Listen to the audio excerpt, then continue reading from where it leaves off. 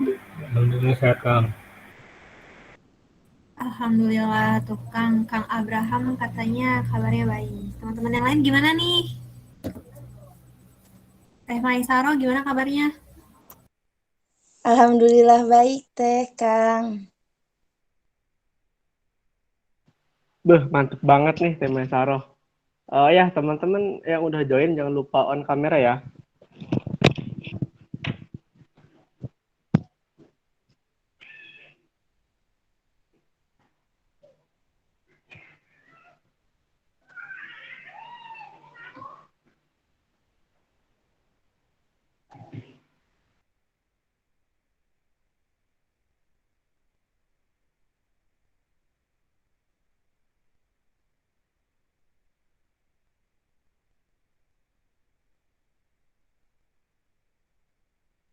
Udah 31 orang nih Kang yang hadir pesertanya yang join.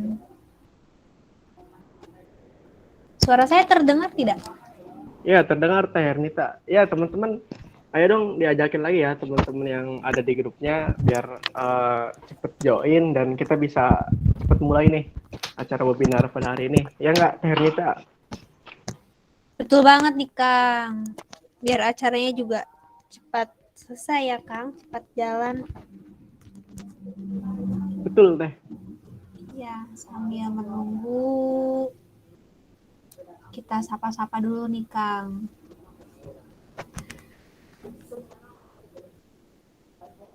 Di sini udah ada Kang Ahmad Difai. Halo Kang. Halo.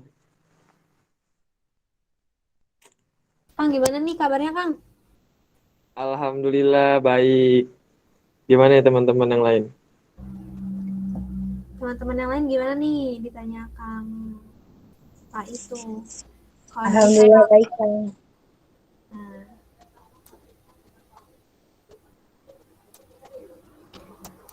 gimana nih Kang Ap kabarnya? Alhamdulillah Teh Hernita sesuai sama kabar Teh Maya tadi ya, sangat baik alhamdulillah. Alhamdulillah berarti nih. Sebelum sambil nunggu teman-teman yang lain masuk, kita ngobrol-ngobrol dulu nih ya Kang. Ya Kang Ap. Nah, eh, ini di sini teman-teman ada yang dari angkatan berapa aja nih? Boleh dong dijawab, Teh. 2019 teh. Siapa tuh Kang? Maaf tadi kelewat. Siapa yang 2019 tuh? Saya teh. Ada teman-teman yang dari angkatan 2019 juga nggak nih di sini?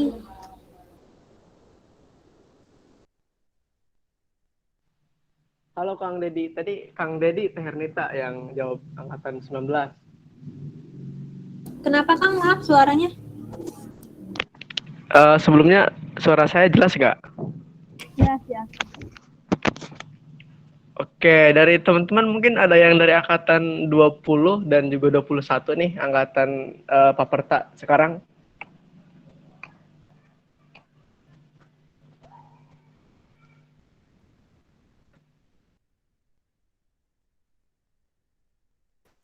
Ini angkatan 2019 semua nih. Nggak ada yang 2020 atau 2021-nya nih, Kang Teh. Ada Teh saya dari 2020. Kang Abraham dari angkatan tahun 2020 tuh, Kang. Nanti kita seangkatan ya, Kang. Ya, Kang Abraham nih dari jurusan apa ya? Dari jurusan Agriwinis. Temannya Teh Hernita ya? Ya, sepertinya kita beda kelas ya, Kang. Iya, beda Ya, kelas. salam kenal ya Kang Abraham. Ya, salam kenal juga Kang Aap. Siap. Oh ya, teman-teman di sini mungkin alamat tempat tinggal ya atau domisilinya tuh dari mana aja nih? Ada yang dari luar Pulau Jawa nggak? Atau dari luar Banten gitu?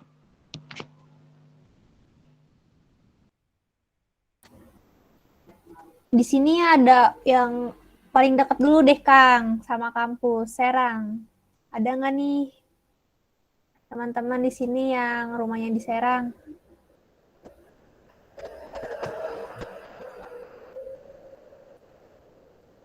Sepertinya tidak ada, Kang. Ini peserta di sini pada dari jauh-jauh semua ya. Ada yang orang Pandeglang nggak nih? Lain Kak, iya namanya. Saya orang Pandeglang teh. Saya juga orang Pandeglang, Kang. Pandeglang di mananya, Kang? Orang Munjul saya teh. Kenapa, Kang? Di Munjulnya teh. Oh, sama Kang Aap, Kang Aap tetangga. ya? Oh, iya, iya. Iya. Oke deh. Halo Kang Aap. Iya. Ya, salam kenal ya, Kang Tria. Maaf, pakai HP orang ini namanya.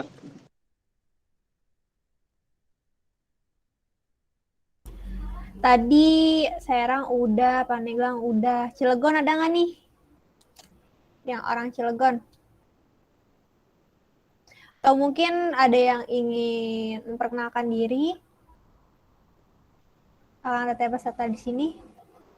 Ya, ayo dong kita silaturahmi ya, Teh Ernita. Iya, Biar benar kita banget, saling kenal Kang. dong. Biar saling kenal ya, Kang. Betul, Teh. Mungkin dari teman-teman ada yang dari luar Banten nih. Dari luar negeri mungkin, dari Citeri atau dari... Ada nggak nih? Saya Kang.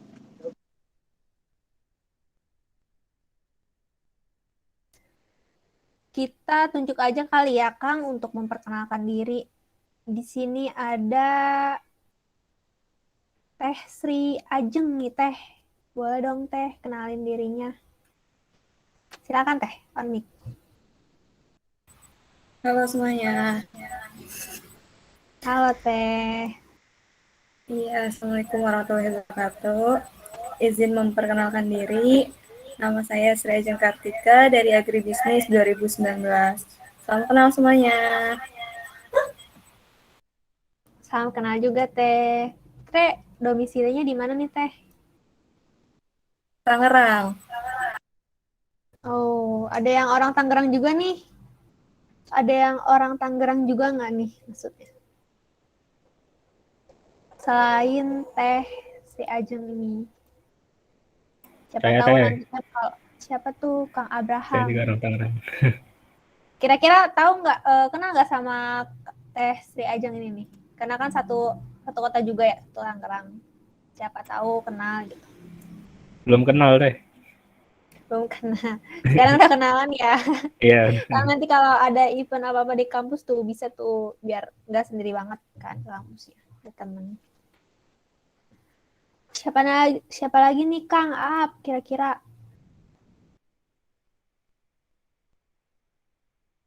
Mungkin Teh Ernita kita cukupkan dulu ya. Karena juga waktu sudah menunjukkan pukul 13.45. Mungkin Teh Ernita bisa dimulai ya. Baik, karena telah menunjukkan pukul 13 lewat 45 menit, akan saya buka. Assalamualaikum warahmatullahi wabarakatuh. Salam Om Swastiastu, Namo Buddhaya, salam kebajikan dan salam sejahtera untuk kita semua.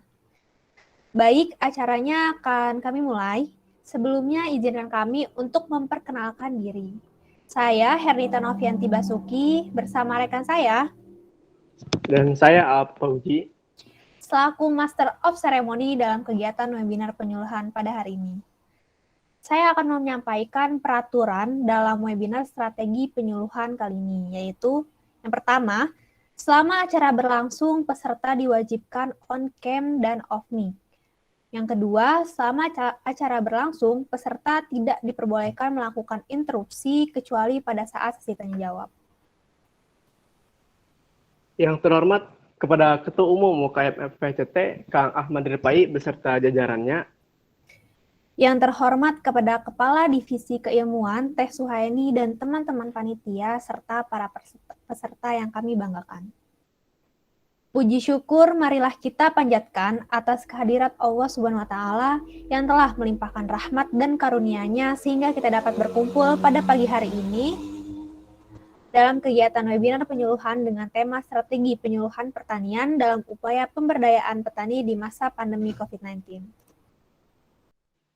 Selanjutnya izinkan kami selaku pembawa acara untuk membacakan susunan acara pada siang hari ini. Yang pertama ada pembukaan. Yang kedua yaitu menyanyikan lagu Indonesia Raya dan Mars Untirta. Yang ketiga sambutan-sambutan. Yang keempat penyampaian materi oleh Kang Fahri Auladi SP. Dan yang terakhir penutup. Nah, acara pertama yaitu pembukaan. Marilah kita buka acara ini dengan membaca basmalah dengan bersama-sama. Bismillahirrahmanirrahim.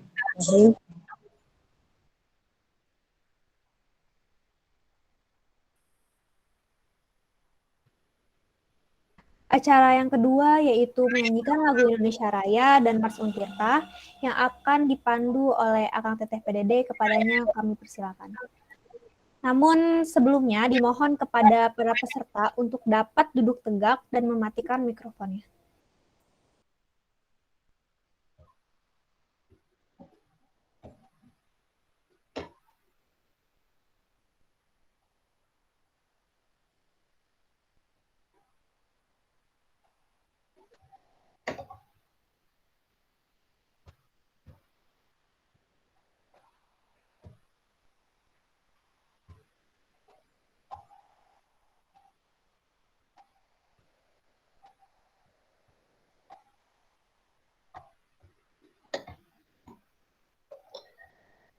Bagaimana?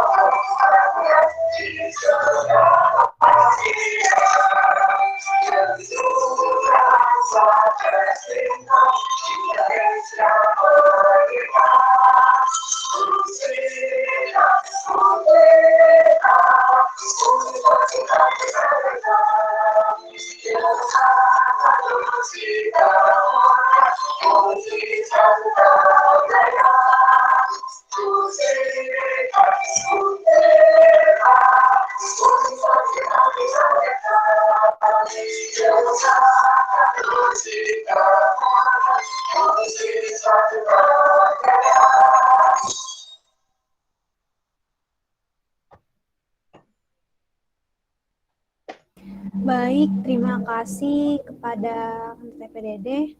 Para peserta dipersilakan untuk duduk seperti sedia kala kembali.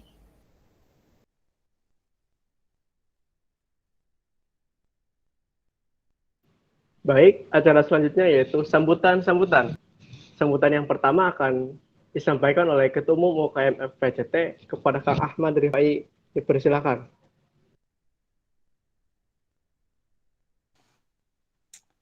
Baik, terima kasih Kang Aap.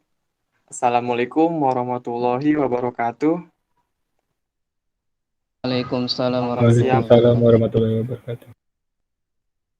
Selamat salam sejahtera untuk kita semua. Alhamdulillahirrabbilalamin. Marilah kita panjatkan puji syukur atas kehadirat Allah Subhanahu wa taala yang telah memberikan kita nikmat sehingga kita dapat berkumpul untuk mengikuti webinar tentang strategi penyuluhan yang diadakan oleh unit kegiatan mahasiswa Fakultas Pencinta Tanaman Untirta.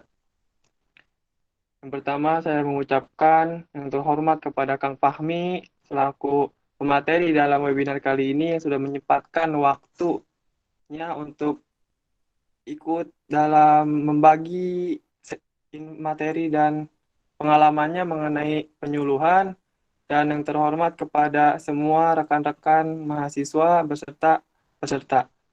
Baik, mungkin dalam pembukaan ini saya mengucapkan terima kasih banyak kepada teman-teman semua yang telah melakukan persiapan untuk webinar kali ini. Dengan semoga dalam webinar kali ini kita mendapatkan tujuannya.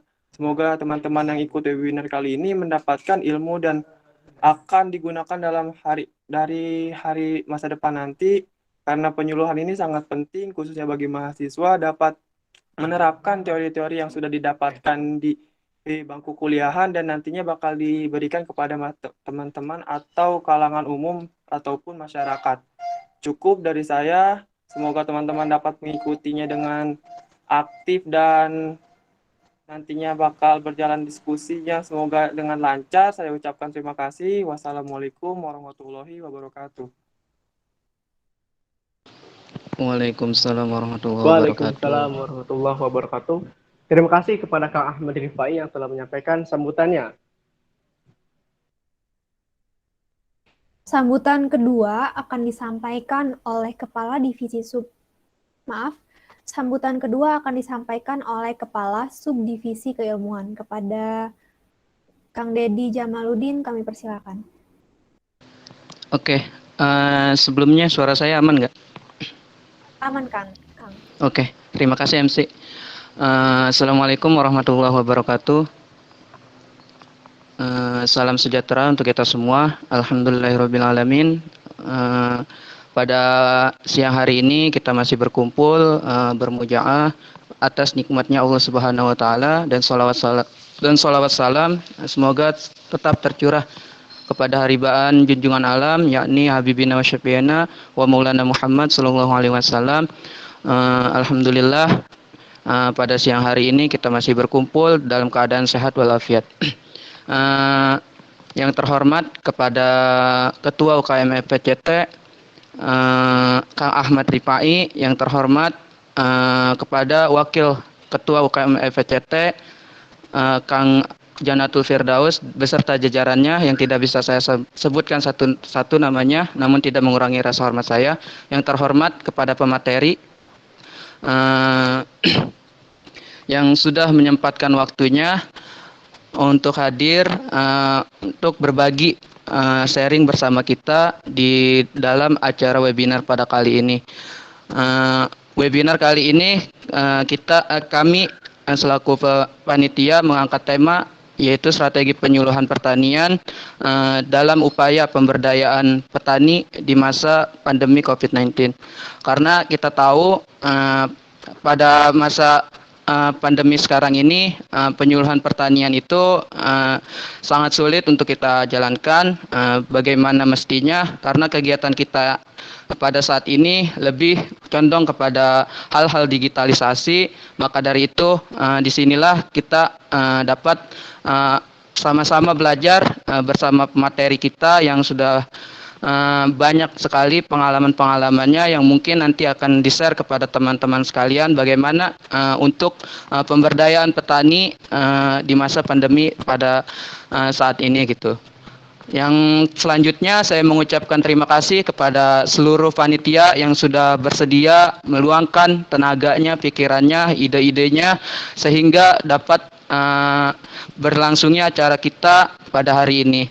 Dan saya mewakili Kepala Subdivisi Kepala Divisi Keilmuan Teh Suhaini memohon maaf apabila ada kekurangan di dalam kegiatan kami, dan kami juga mengaturkan ribuan terima kasih kepada peserta yang sudah turut hadir mensukseskan acara kami. Kurang lebihnya mohon maaf. Wabillahi taufik wal hidayah. Wassalamualaikum warahmatullahi wabarakatuh.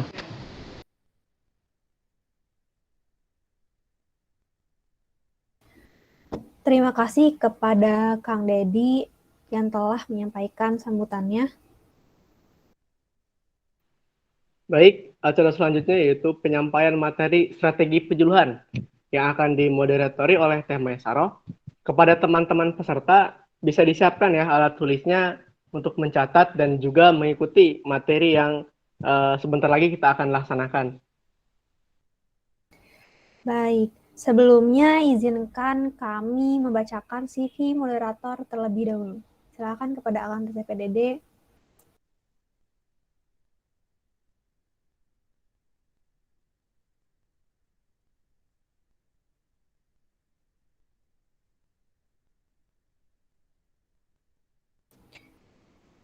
Nama Maesaroh, tempat tanggal lahir Serang 13 Juli tahun 2002, riwayat pendidikan SDN 1 Cikondang, SMPN 1 Cinangka, SMAN 1 Cinangka, dan S1 Agroekoteknologi Untirta.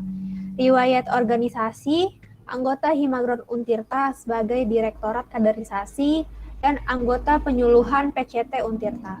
Kontak personnya 0838 9451 6827. Kepada Teh Maesaroh, saya persilakan.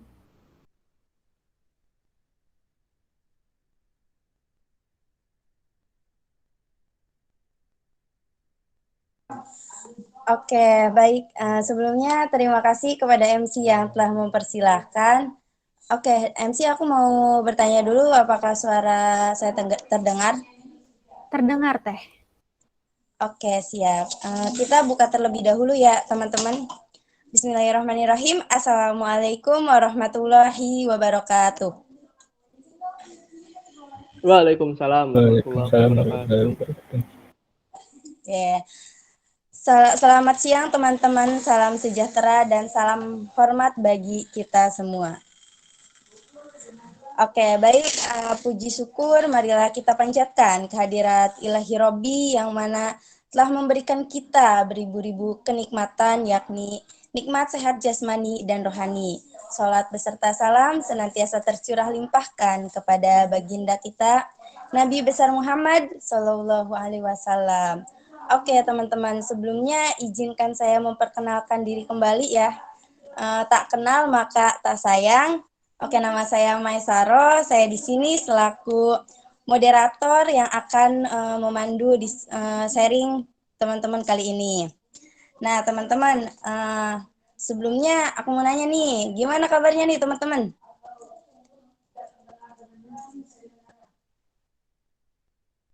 Wah, teman-teman gimana nih kabarnya? Alhamdulillah. Alhamdulillah saya baik. Oke, siap teman-teman. Alhamdulillah baik ya. Oh ya teman-teman, di tengah pandemi COVID-19 ini kita harus mampu produktif gitu tuh karena kita harus bisa gitu, harus bisa beradaptasi dengan situasi dan kondisi di tengah COVID-19 ini. Oke teman-teman, nah dari teman-teman udah siap belum nih untuk mendengarkan sharing dari pemateri kita? Gimana nih teman-teman, udah pada siap belum? Oke, jika teman-teman sudah siap, jangan lupa disiapkan alat tulisnya, didengarkan materinya, sangat disayangkan sekali jika teman-teman tidak mencatat materi yang sangat luar biasa ini. Yang tentunya teman-teman bakal menambah wawasan ke depannya. Oke, mungkin di sini saya akan membacakan CV pemateri kita yang sangat luar biasa telah menyempatkan waktunya hadir di tengah kesibukannya. Oke, mungkin dari PDD dipersilakan untuk share screen.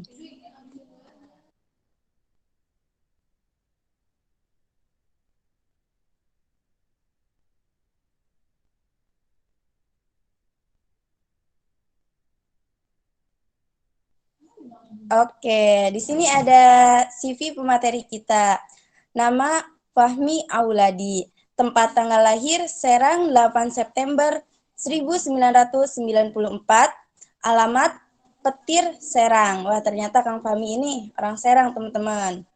Nah, nomor teleponnya yaitu 0838 12 85 10 98. Riwayat pendidikan SD pada Suka lulus tahun 2007, MTS Nurul Falah Rego pada Suka lulus tahun 2010, SMK Pertanian Negeri Serang lulus tahun 2013, S1 Agroekoteknologi Universitas Sultan Ageng Tirtayasa lulus tahun 2018, riwayat organisasi Divisi Kewirausahaan Himagron Untirta periode 2014, Divisi Kajian Strategis dan Advokasi BPW 2 ISMPI periode 2014 sampai 2016, Wakil Ketua Himagron Untirta periode 2015, Ketua Himagron Untirta periode 2016, Staf Ahli Kajian Strategi dan Advokasi BPP ISMPI periode 2016 sampai 2018, Ketua BEM Faperta Untirta 2017. Oke, mungkin izinkan saya menyapa pemateri kita. Assalamualaikum Kang Fahmi. Waalaikumsalam warahmatullahi wabarakatuh. Wah, sangat luar biasa sekali nih Kang Fahmi. Gimana kabarnya Kang? Alhamdulillah baik. Di tengah COVID-19 ini, kalau boleh tahu kesibukan Kang Fahmi apa nih? Alhamdulillah masih aktivitas sehari-hari, masih kerja di lapangan ya, maksudnya ketemu sama pelaku usaha seperti ya, gitu.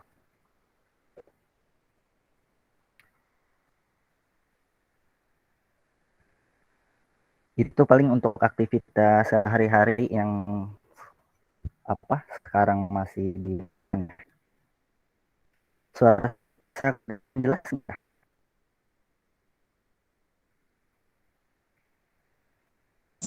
Iya, punten Kang Fahmi, suaranya kurang jelas. Halo? Tadi putus-putus.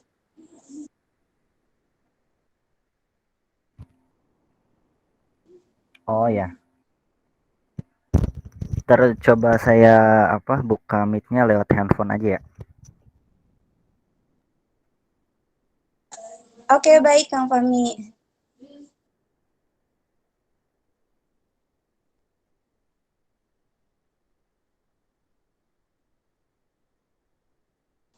Oke teman-teman, mungkin sambil menunggu Kang Fahmi nih, jangan lupa teman-teman disiapkan alat tulisnya dan jangan lupa juga didengarkan nanti materinya. Gimana Kang Fahmi, apakah sudah siap?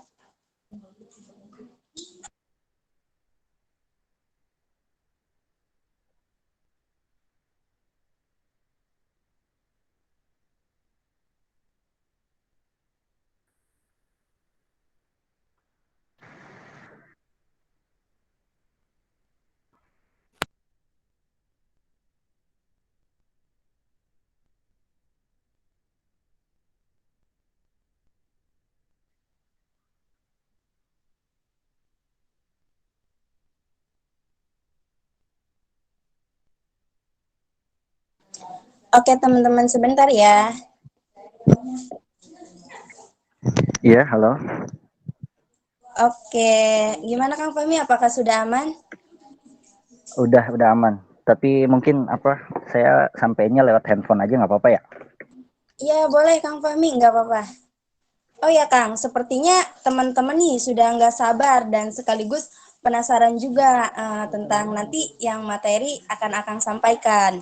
Nah, mungkin untuk memecahkan rasa penasaran teman-teman nih Kang, tentang bagaimana sih strategi penyuluhan pertanian gitu dalam upaya pemberdaya petani di masa COVID-19 ini. Mungkin untuk lebih jelasnya akan disampaikan oleh Kang Fahmi Auladi. Kepada Kang Fahmi dipersilahkan. Ya, baik. Terima kasih. Assalamualaikum warahmatullahi wabarakatuh. Waalaikumsalam warahmatullahi wabarakatuh. Oke, suaranya bisa terdengar jelas ya? Sudah jelas, Kang? Siap, kalau begitu. Ya, alhamdulillahirrabbilalamin wabihi nasta'in wala umuri dunya waddin wa ala alihi washabihi ajmain. Yang saya hormati para ketua PCT dan jajarannya, begitu juga dengan panitia mengenai webinar strategi penyuluhan pertanian dalam upaya pemberdayaan petani di masa pandemi COVID-19 ini. Terima kasih juga kepada moderator yang telah mempersilahkan untuk memulai kegiatan pada siang hari ini.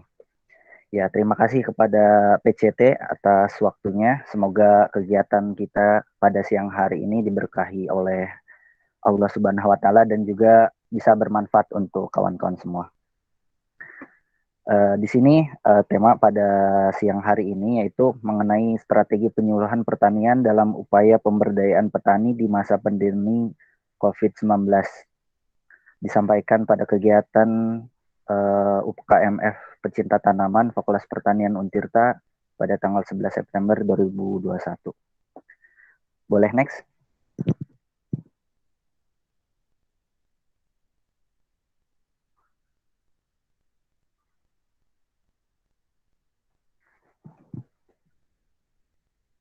Ya, ini sebelum memulai apa itu mengenai penyuluhan pertanian, apa itu mengenai pemberdayaan petani. Sebelumnya kita memulai dari penyuluhan pertanian ini, mulainya dari kata apa. Nah, kalau untuk penyuluhan itu kan dari bahasa Indonesia ya, dari kata suluh, yang berarti suluh itu memberi terang di tengah kegelapan. Jadi ketika memang kawan-kawan mengadakan atau melakukan kegiatan penyuluhan, kawan-kawan ibaratnya memberi terang di tengah kegelapan gitu. Jadi membawa lampu ke ruangan yang gelap seperti itu, diibaratkan seperti itu. Kenapa namanya suluh atau penyuluhan. Nah, kalau untuk ini pengertian versi saya ya. Jadi saya juga sebelumnya menanyakan juga kepada pihak dari PCT gitu tuh, Kang, kalau nanti mengadakan atau mengisi untuk tema ini seperti apa? Saya tanya balik gitu tuh. Pertama saya nggak pernah nggak pernah belajar MK penyuluhan ya. Terus yang kedua ya saya juga istilahnya bukan menjadi seorang penyuluh yang asli, dalam arti kata penyuluh pertanian yang memang berstatus sebagai penyuluh pertanian yang ada di BPP ataupun ya pokoknya mungkin inilah ya, sebagai anggota PPL lah, bukan seperti itu. Tapi memang aktivitas keseharian saya itu terjun di petani dan di lapangan gitu tuh. Ya makanya ini pengertian ataupun memang materi yang coba saya sampaikan ini berdasarkan pengalaman saya di lapangan. Nah, ketika memang kawan-kawan di sini ada yang ingin ditanyakan ataupun ingin menyanggah, ingin menambahi, silahkan. Jadi tidak semuanya 100% yang ini saya sampaikan ini benar. Ketika memang kawan-kawan ingin menyanggah, ingin menambahkan, ya silahkan seperti itu ya.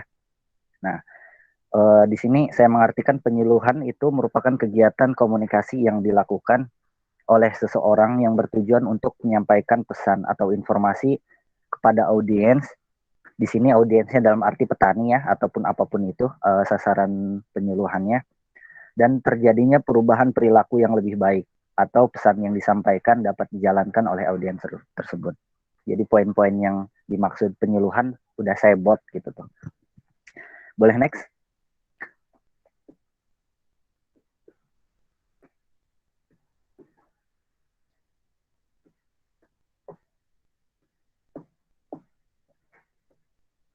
Nah, ini selanjutnya kita lanjut ke penyuluhan pertanian. Apa sih sebenarnya penyuluhan pertanian?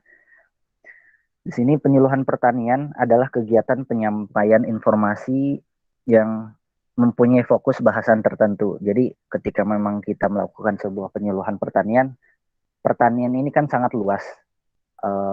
Pertanian sangat luas bidangnya gitu tuh. Jadi ketika memang kita melakukan penyuluhan, harus menentukan dulu topik ataupun bahasan yang mau kita sampaikan itu apa gitu tuh. Kalau sekiranya mau menyampaikan perihal pupuk ya pupuk aja gitu tuh. Kalau mau perihal menyampaikan pengendalian hama penyakit ya pengendalian hama penyakit aja gitu tuh. Jadi harus fokus membahas di salah satu topik, jangan semuanya dibahas gitu tuh. Satu topik aja itu bisa cabangnya banyak gitu tuh. Makanya pertama ya harus menentukan fokus bahasanya itu apa. Nah ini sasarannya tadi ya audiens, kalau di sini pertanian otomatis petani atau pelaku usaha di bidang pertanian. Ya dengan harapan audiens bisa menjalankan informasi yang disampaikan dan terjadinya perubahan perilaku yang lebih baik dan tujuan penyuluhan bisa tercapai. Nah, tujuan penyuluhan bisa tercapai di slide selanjutnya kita bahas apa sih sebenarnya penyuluhan itu, tujuannya buat apa sih gitu. Ya, boleh next. Nah, ini tujuannya kenapa sih kita melakukan sebuah penyuluhan. Otomatis sebelum kita melakukan sesuatu, kita harus tahu dulu tujuannya itu apa gitu. Di sini saya membagi dua ya. Yang pertama itu tujuan jangka pendek dan yang kedua itu tujuan jangka panjang. Tujuan jangka pendek ini perubahan pengetahuan, kecakapan dan sikap dari audiens yang telah menerima penyuluhan dari kita. Nah, itu ketika memang kita sudah melakukan penyuluhan, tujuan yang di saat itu juga harapannya peserta bisa adanya perubahan pengetahuan, tadinya menganggap A, sebenarnya yang benar B gitu tuh. Harapannya bisa berubah ke sana gitu tuh. Mengenai kecakapan dan sikap, tadinya pro ke kontra. Sebenarnya yang benar ini kontra gitu tuh. Tapi petani taunya pro gitu, seperti itu. Itu contoh aja. Atau nanti kawan-kawan yang bisa belum paham bisa ditanyakan di sesi tanya jawab saja ya. Soalnya slide saya juga cuma sedikit. Nah, ini tujuan jangka panjangnya. Ini perbaikan teknis usaha tani ketika memang kawan-kawan melakukan penyuluhan, harapannya dari petani ini ada perubahan gitu tuh. Jadi teknis usaha taninya bisa lebih baik gitu tuh. Terus yang kedua, perbaikan usaha tani. Nah, beda ya mengenai teknis usaha tani dan perbaikan usaha tani. Ketika memang teknis usaha tani itu lebih ke bagaimana teknisnya. Ketika memang petani belum sudah tahu cara menyemai, kita ada teknologi terbaru nih, cara menyemai yang lebih baik, kayak gimana agar daya tumbuhnya bisa lebih maksimal. Nah, itu contohnya. Nah, terus kalau yang kedua ini perbaikan usaha tani, maksudnya better business. Ketika petani biasanya mendapatkan keuntungan 1 juta, ketika kita coba adakan penyuluhan, bisa mendapatkan keuntungan 1,5 juta. Contohnya seperti itu. Nah, dan yang terakhir, perbaikan kehidupan. Tentunya kita melakukan sebuah penyuluhan, harapannya kehidupan peserta audiens yang mana petani ini bisa lebih baik. Tentunya mengarahnya kepada kesejahteraan seperti itu. Boleh next?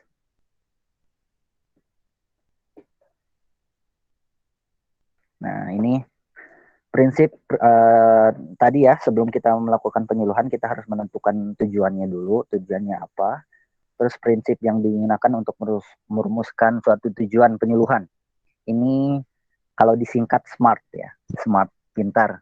Yang pertama itu S-nya spesifik. Jadi kita melakukan sebuah penyuluhan harus mempunyai tujuan yang spesifik, tadi yang fokus. Jadi cukup satu aja bahasannya, gak usah banyak-banyak. Nanti audiens pun pusing kalau kita memang menyampaikannya ngalor ngidul gitu. Pokoknya bahasannya banyak lah. Saran saya ya cukup spesifik aja, fokus aja di satu bahasan. Terus yang kedua, measurable, dapat diukur. Jadi tujuannya ini bisa dapat diukur. Harapannya contoh ada 100 orang peserta penyuluhan. Kawan-kawan ini menargetkan 80% ini mereka bisa melakukan, otomatis kan 8 dari 100 orang itu minimal 80 orang bisa melakukan gitu tuh. Jadi memang harus bisa diukur. Terus actionary dapat dikerjakan. Tentunya yang kawan-kawan sampaikan ini bisa dikerjakan. Jangan sampai yang udah kawan-kawan sampaikan ini sebenarnya nggak bisa mereka kerjain gitu tuh. Tapi tetap kawan-kawan maksain gitu tuh. Yang tentunya bisa dikerjakan, bisa diusahakan dikerjakan gitu. Bukan hal yang mustahil buat nggak dikerjakan. Nah, ini realistik ya, R-nya realistik itu realistis. Jadi memang tujuan kawan-kawan melakukan penyuluhan ini, tujuannya ini realistis. Jangan sampai memang nggak realistis gitu ketika kawan-kawan, contohnya apa ya? Ketika memang kita melakukan sebuah penyuluhan yang sebenarnya petani nggak jago di bidang itu, tapi kawan-kawan sangat mengharapkan mereka ini sampai bisa gitu tuh. Jadi pokoknya tujuannya ini ya harus benar-benar realistis yang mereka bisa kerjakan gitu tuh. Kita bisa bantu di situ gitu. Nah, terus yang terakhir itu time frame atau memiliki batasan waktu untuk mencapainya. Ketika kawan-kawan sudah melakukan penyuluhan, mohon maaf ya, ada suara apa yang tebang pohon tapi di jauh sih. Tapi masih kedengarkan suara sayanya. Masih Kang, masih terdengar. Ya, oke. Yang terakhir ini time frame ini memiliki batasan waktu untuk mencapai tujuannya. Jadi ketika memang kita melakukan penyuluhan, nah, kita jangan sampai udah melakukan penyuluhan tapi kita hilang gitu aja gitu. Jangan. Nah, kita harus ada evaluasi lagi. Contoh, setelah 1 bulan setelah melakukan penyuluhan, kawan-kawan coba evaluasi gitu tuh. Dalam waktu 1 bulan ini bisa dilakukan atau enggak sih gitu tuh. Jadi harus ada batasan waktu gitu, entah itu 1 bulan, 2 bulan, 3 bulan, ya tergantung dari batasan waktu kawan-kawan gitu. Next.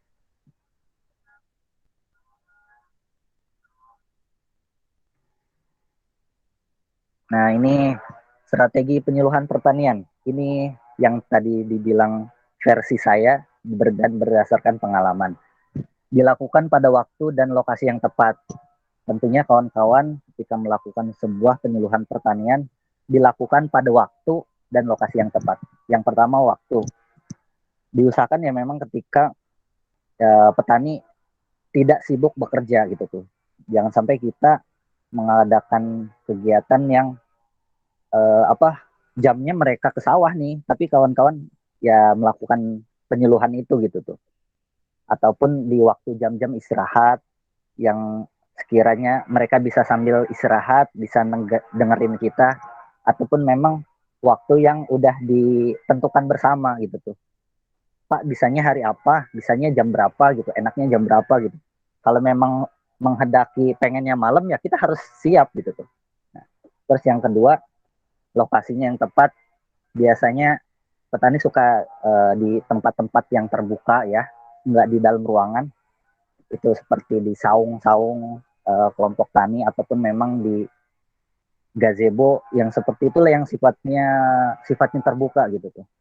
Sama kita juga harus tahu ya memang petani itu banyak yang merokok ya. Kita ketika memang penyuluhan ya saran saya sih jangan sampai ada peraturan dilarang merokok buat mereka gitu. Nggak boleh. Nanti mereka gelisah itu. Nanti gelisah. Jadi ya seenaknya mereka gitu tuh, mereka biasanya seperti apa ya kita mengikuti gitu tuh. Jadi ketika memang di ruangan terbuka, khawatir kawan-kawan yang nggak suka sama asap rokok ya bisa cepat hilang gitu tuh. Jadi sesuai sama kebiasaan mereka seperti apa. Yang kedua, menggunakan bahasa yang mudah dipahami oleh petani. Kalau memang petani terbiasa dengan bahasa Sunda, kawan-kawan bisa bahasa Sunda, silakan pakai. Jadi nggak mesti harus kawan-kawan pakai bahasa Indonesia terus ya. Ini soalnya kadang-kadang kita pakai bahasa Indonesia, mereka nangkapnya beda gitu tuh. Ataupun ya pokoknya menggunakan bahasa yang mereka mudah cerna. Ataupun kalau petani biasa pakai bahasa Jawa, kita bahasa Jawa, kita bisa bahasa Jawa, itu silahkan gitu ya. Meskipun kadang-kadang belibet seperti apa ya bisa kalau memang kawan-kawan rutin melakukan penyuluhannya ya sebagai latihan juga gitu tuh, seperti itu. Ya meskipun kawan-kawan di sini mungkin bukan orang Banten asli semua ya, dari orang luar Banten, tapi minimal 4 tahun ya. Kalau memang kawan-kawan lebih itu pun silahkan, minimal 4 tahun di Untirta, sedikitnya kawan-kawan bisa lah bahasa daerah, bahasa Sundanya, bahasa Jasengnya gitu tuh. Itu jadi soft skill juga gitu tuh, soalnya kan itu di mata kuliah nggak dipelajari. Seperti itu. Ya saya alhamdulillah dikit-dikit, ya kalau bahasa Sunda kan bahasa sehari-hari ya di rumah.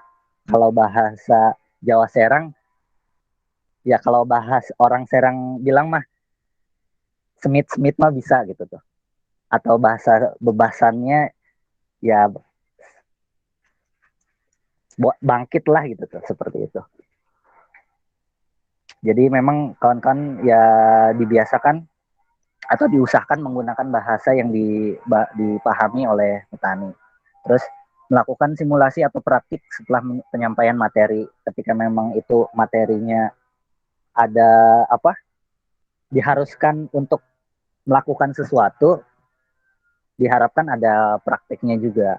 Kadang-kadang ketika memang kita menampilkan slide ke mereka ataupun kita nulis di whiteboard ataupun memang di kertas yang udah kita siapkan, itu belum 100% itu bisa bisa dimengerti 100% gitu. Ketika kita dilengkapi oleh praktik, harapannya mereka bisa mengerti seperti itu. Nah, yang poin 4 ini sangat penting gitu. Tidak bersifat menggurui dan berharap adanya timbal balik. Jadi ketika memang kita menyampaikan sesuatu, jangan sampai kita merasa paling benar gitu tuh.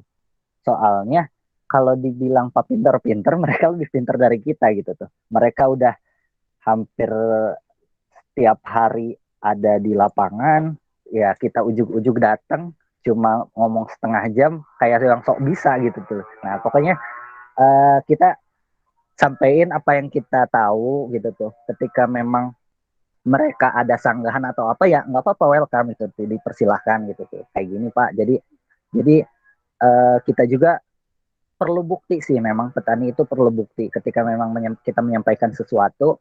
Kenapa kita penting adanya praktek ya, mereka perlu bukti. Ketika sudah ada buktinya, mereka biasanya baru mau gitu tuh. Jadi nggak semua 100% yang udah kita sampaikan itu bisa langsung diterima. Yang kelima, ini bisa merumuskan tujuan bersama, jadi tidak bersifat menuntut atau memaksa. Ataupun sebelum kita melakukan penyuluhan, otomatis kan kita adain diskusi dulu dengan entah itu ketua kelompok taninya atau ketuanya lah, ketuanya yang ada di situ. Kita mau melakukan penyuluhan tentang penyuluhan mengenai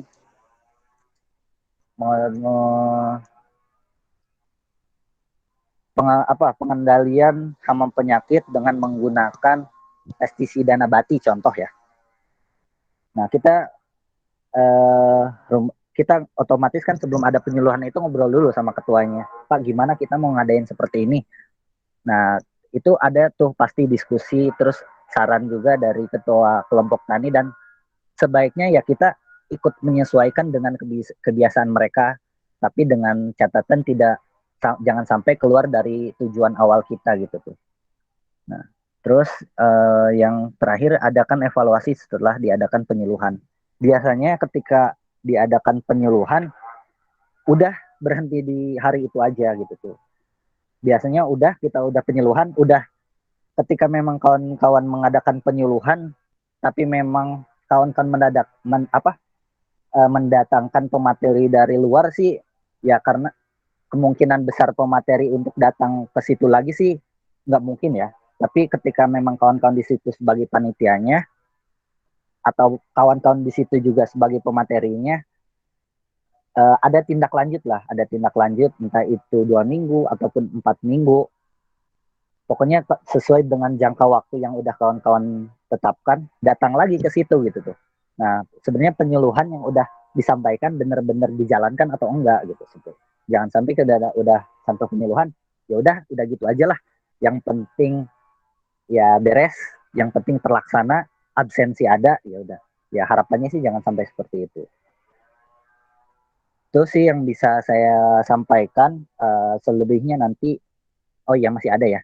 Ada di selebihnya nanti bisa tanya jawab. Nah, ini terakhir, strategi penyuluhan pertanian di masa pandemi. Saya juga pernah melakukan ya di masa pandemi, meskipun ya kita ini takut juga nggak boleh, tapi memang ini kewajiban kita gitu tuh. Ketika kawan-kawan harus melakukan sebuah penyuluhan, otomatis disarankan di tempat terbuka, ya jangan sampai di dalam ruangan ya. Terus menerapkan protokol kesehatan yang ada. Ketika memang saya mengadakan suatu kegiatan, tetap saya menyediakan masker kepada peserta, saya menyediakan hand sanitizer, saya menyediakan bekerja sama tempatnya itu menyediakan buat cuci tangan. Pokoknya itu. Jadi menerapkan protokol kesehatan yang ada, mengurangi jumlah peserta. Saya terkadang adakan suatu pertemuan bisa sampai 30, tapi dikurangi jadi 10 orang aja, karena memang itu berbenturan sama peraturan juga ya. Sama yang terakhir, melakukan izin kepada pihak yang berkepentingan jika perlu. Ketika memang kawan-kawan mengadakan, otomatis kan bilang ke RT ataupun ke kepala desa, ataupun memang ke PPL gitu ya, penyuluh pertanian setempat, ketika kawan-kawan mau mengadakan penyuluhan. Ini sih kalau memang dirasa perlu aja gitu tuh ya. Kalau nggak perlu sih ya nggak apa-apa. Next. Oke, ya terima kasih. Ini foto pas kunjungan petani sih waktu di dalam rangka kerjaan sih. Ini di daerah mana ya? Singkawang. Tahu Singkawang nggak di mana? Di Kalimantan Barat ya. Ini sekitar 2 tahun yang lalu. Baik, paling itu aja penyampaian informasi dari saya. Jika ada yang ingin ditanyakan, dipersilahkan. Baik, terima kasih kepada moderator atas waktunya. Wassalamualaikum warahmatullahi wabarakatuh. Waalaikumsalam warahmatullahi wabarakatuh. Wah, sangat luar biasa sekali nih teman-teman Kang Fahmi telah memaparkan serinya tentang strategi penyuluhan di tengah pandemi saat ini. Oke, mungkin terima kasih kepada Kang Fahmi yang telah memaparkan serinya. Nah, teman-teman, gimana nih acara selanjutnya? Ada sesi tanya jawab, teman-teman. Nah, dari teman-teman, sekiranya ada yang mau ditanyakan ataupun mau sharing nih kepada Kang Fahmi, dipersilahkan untuk raise hand terlebih dahulu. Oke, baik teman-teman, dipersilakan untuk raise hand terlebih dahulu.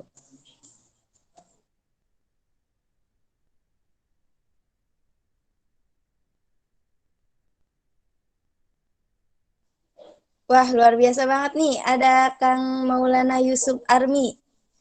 Boleh dipersilahkan.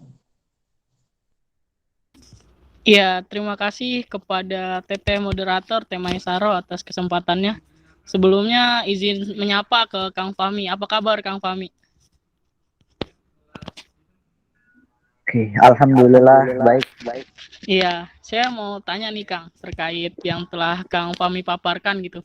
Yang pertama yang ingin saya tanyakan itu dari sifat yang harus dimiliki seorang penyuluh gitu.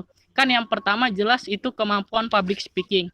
Terus tadi dari Kang Fahmi ada menyebutkan terkait untuk tidak menggurui, memiliki sifat untuk tidak menggurui. Nah, selain kedua itu, adakah sifat lain gitu yang harus dimiliki dari seorang penyuluh gitu Kang, agar bisa menjadi penyuluh yang baik? Nah, pertanyaan kedua saya terkait yang penyuluhan di masa pandemi. Dari Kang Fahmi tadi kan menyebutkan bahwa untuk di masa pandemi ini kita tidak mau harus mengurangi dari jumlah kuota gitu. Nah, misalkan kalau sasaran kita ada 50 orang, tetapi yang bisa kita hadirkan pada saat kesempatan itu hanya 10 orang. Nah, itu tindak lanjutnya dari dari penyuluhan yang telah kita lakukan itu seperti apa, Kang? Karena kan dari sasarannya pun itu tidak tercapai. Nah, untuk menanggulangi itu tuh langkah seharusnya tuh seperti apa gitu, Kang? Mungkin dari saya cukup, Kang. Terima kasih. Baik, terima kasih kepada Kang Maulana Yusuf Army. Gimana nih Kang Fahmi terkait pertanyaan Kang Maulana Yusuf Army? Apakah langsung dijawab atau ditapung terlebih dahulu? Boleh langsung dijawab aja ya? Iya, oke, boleh Kang, dipersilakan. Ya, tadi terima kasih atas pertanyaannya, Yusuf ya. Panggilannya apa nih? Boleh Maulana, boleh Ucup, Kang. Oh, boleh Ucup ya. Ya, terima kasih pertanyaannya dari Ucup. Yang pertama, sifat yang harus dimiliki oleh seorang penyuluh. Selain tadi public speaking, sama kita nggak boleh istilahnya dalam bahasanya menggurui peserta gitu. Apalagi yang harus kita kuasai gitu ya. Tentunya selain public speaking kita harus tahu materi yang kita sampaikan. Tentunya ketika memang kita meskipun ahli dalam ngomong atau bilang public speaking, kita harus menguasai minimal pokoknya sebelum menguasai kita sedikitnya tahu lah di bidang hal itu ketika kita berbicara soal pestisida nabati lah. Nah, kita harus tahu tuh pestisida nabati itu apa, bisa dari bahan apa aja gitu tuh. Jadi mengenai materinya ataupun bahannya kita juga harus kuasai terlebih dahulu gitu tuh sebelum kita menyampaikan. Nah, terus yang kedua, sebelum kita melakukan praktek juga, baiknya kita juga udah melakukan itu terlebih dahulu gitu tuh. Jadi sebelum kita bilang, tapi kita udah melakukan dulu gitu tuh. Nah, itu bisa menjadi nilai plus kepada mereka. Jangan bisanya cuma ngomong doang, buktinya apa gitu. Khawatir nanti ada yang bilang seperti itu ya. Nah, terus selain public speaking, terus nggak boleh menggurui, terus penyuluhan itu tentunya yang harus kita siapkan. Pokoknya kalau untuk khusus dari diri kita sih cukup materi itu aja sih dulu, sama kemampuan kita untuk menguasai forum seperti apa. Pokoknya kalau Di penyuluhan ya kita nggak boleh ngebedain antara kita ngomong di depan mahasiswa ataupun kita bilang di depan petani gitu tuh. Ya jangan sampai kita bilang-bilang komunikasi menggunakan bahasa yang banyak istilah yang nggak difahami. Jadi kawan-kawan harus pakai bahasa yang sederhana yang bisa diserap. Paling itu sih, Ucup ya. Kalau yang untuk yang pertama. Terus yang kedua, jumlah peserta kita sesarnya 50 orang. Berhubung memang kita pandemi, hanya dibolehin 10 orang. Kita adanya sebanyak 5 kali. Saya pernah juga melakukan seperti itu ya. Saya diminta untuk melakukan penyuluhan untuk target 30 orang. Sedangkan dalam peraturan cuma boleh 10 orang, ya otomatis saya 3 kali. 3 kali saya melakukan penyuluhannya dalam waktu yang berbeda gitu tuh. Ya dalam ke situ ya pesertanya tentu berbeda juga gitu. Tapi memang bahasanya sama. Ya nggak apa-apa gitu tuh. Otomatis untuk menanggulanginya gimana ya kita harus melakukan 5 kali kalau gitu. Jadi jangan sampai kita berharap kepada 10 orang ini untuk menyampaikan kepada yang lain gitu tuh. Ya jangan, kita harus lakukan itulah gitu tuh. Karena memang sasarannya 5 kali ya. Sampainya kita lakuinnya sebanyak 5 kali. Begitu sih. Ucup pertanyaannya. Udah cukup atau ada yang ingin ditanyakan lagi? Kalau dari saya cukup Kang, alhamdulillah. Jadi udah paham juga terkait penjelasannya. Terima kasih Kang Fahmi. Oke, siap. Oke, baik. Terima kasih kepada Kang Ucup yang sudah menyampaikan pertanyaannya dan juga terima kasih kepada Kang Fahmi yang telah menjawab pertanyaan dari Kang Ucup. Mungkin dari teman-teman yang lain ada yang mau ditanyakan ataupun yang masih bingung gitu terkait strategi penyuluhan ini, silakan untuk raise hand terlebih dahulu.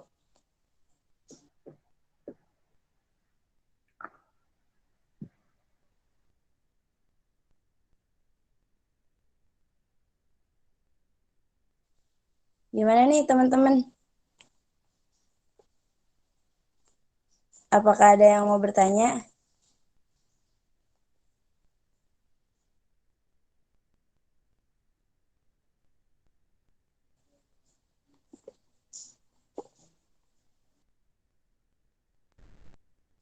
Oke Kang, ada pertanyaan dari Kang Rifki nih. Kang, maaf bertanya lewat chat. Izin bertanya, sebagai penyuluh, apa saja Kang kalimat-kalimat yang boleh dikeluarkan atau diomongkan kepada masyarakat supaya mereka tidak tersinggung? Oke, baik. Terima kasih kepada Kang Rifki. Mungkin boleh langsung dijawab, Kang Fahmi. Ya, bagus pertanyaannya dari Rifki ya. Sebenarnya kata-kata apa saja sih yang nggak boleh kita ucapkan agar peserta ataupun masyarakat tidak tersinggung. Hindari kata-kata yang sifatnya kata-kata perintah. Jadi kita jangan sampai bilang kata-kata perintah, pokoknya nyuruh lah gitu tuh. Jangan sampai kita gunain kata-kata perintah yang sifatnya mereka nyuruh ke mereka gitu tuh. Contohnya gimana? Nanti contohnya gini. Ntar saya ambil contoh kayak gimana.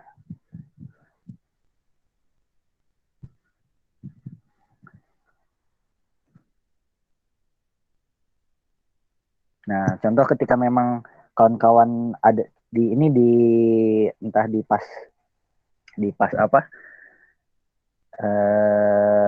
pas penyuluhan ataupun di praktek ataupun pas kawan-kawan sedang berkomunikasi, diusahakan sih emang jangan sampai bilang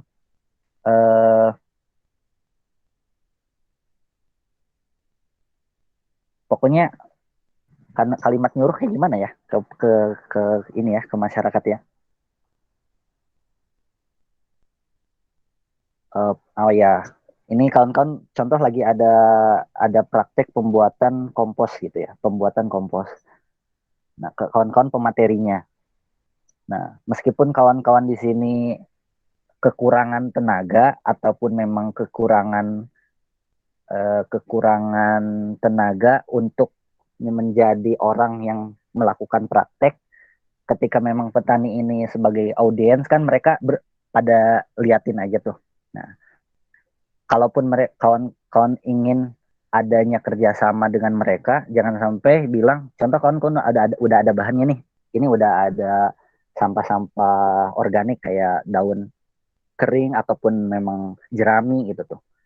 Ya, kawan-kawan jangan sampai bilang, Pak, ini ambilin ini atau gimana gitu ya. Pokoknya jangan sampai, kalaupun memang mau seperti itu ya dengan kata-kata yang lebih elegan lah seperti itu ya.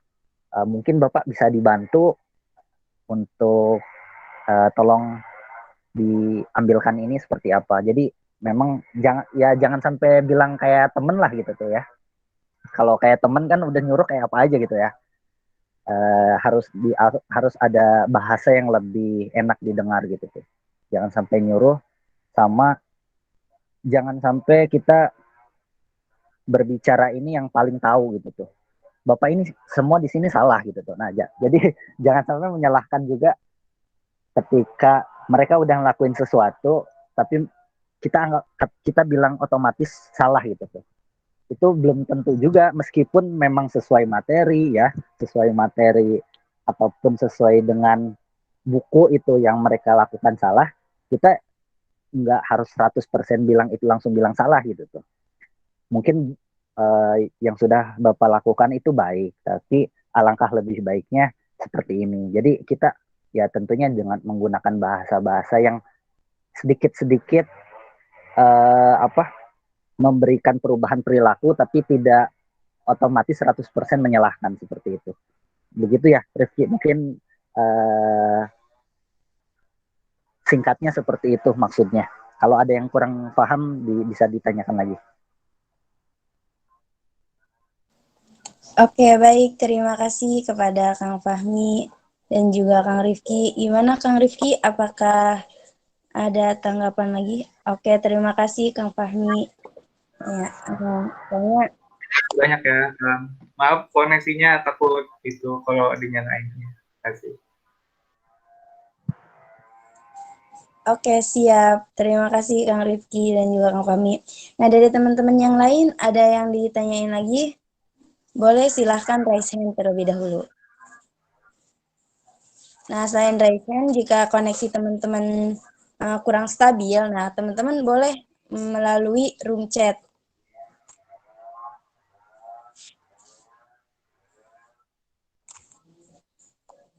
Gimana nih teman-teman?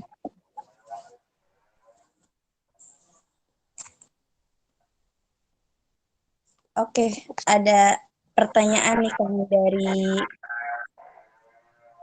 dari Kang Tri. Assalamualaikum Kang, izin bertanya. Dalam implementasi di lapangan kan, kerap kali masyarakat atau petani menolak adanya penyuluhan atau tidak mau memberikan inovasi yang menyuluh, menerima informasi yang menyuluh.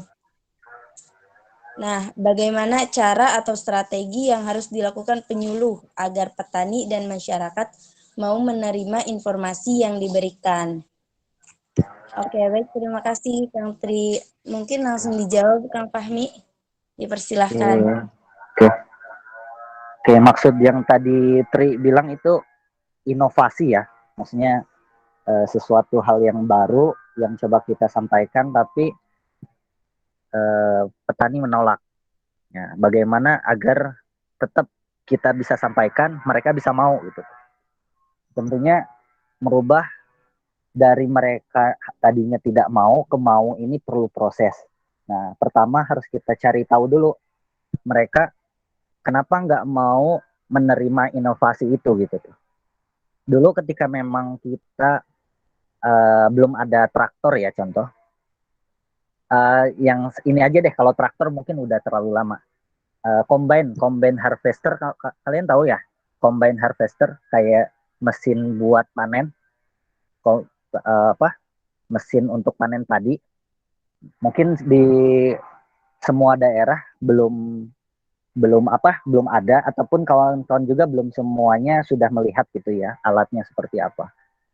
Ketika memang sebelum adanya combine harvester itu sebenarnya tidak semua orang itu menolak.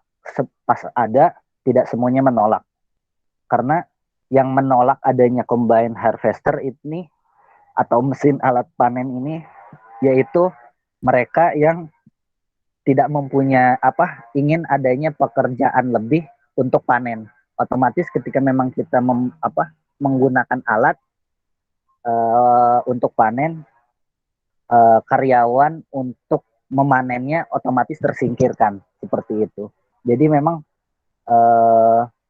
kita harus cari tahu dulu inovasinya seperti apa dan sebenarnya yang mereka tolak ini dalam sisi apa gitu. Ketika memang contoh itu kembali ke contoh tadi, mungkin dari pihak yang ingin adanya penghasilan lebih, istilahnya menjadi karyawan panen kepada orang yang punya lahan, ini tentunya pastinya menolak. Karena ya istilahnya kerjaan saya dihabislah sama mesin itu. Tapi di sisi lain yang punya lahan bisa lebih efektif ketika dia panen harus menggaji karyawan dan menghabiskan uang contoh 1 juta, ketika kita menggunakan mesin bisa turun contoh jadi 500.000. Jadi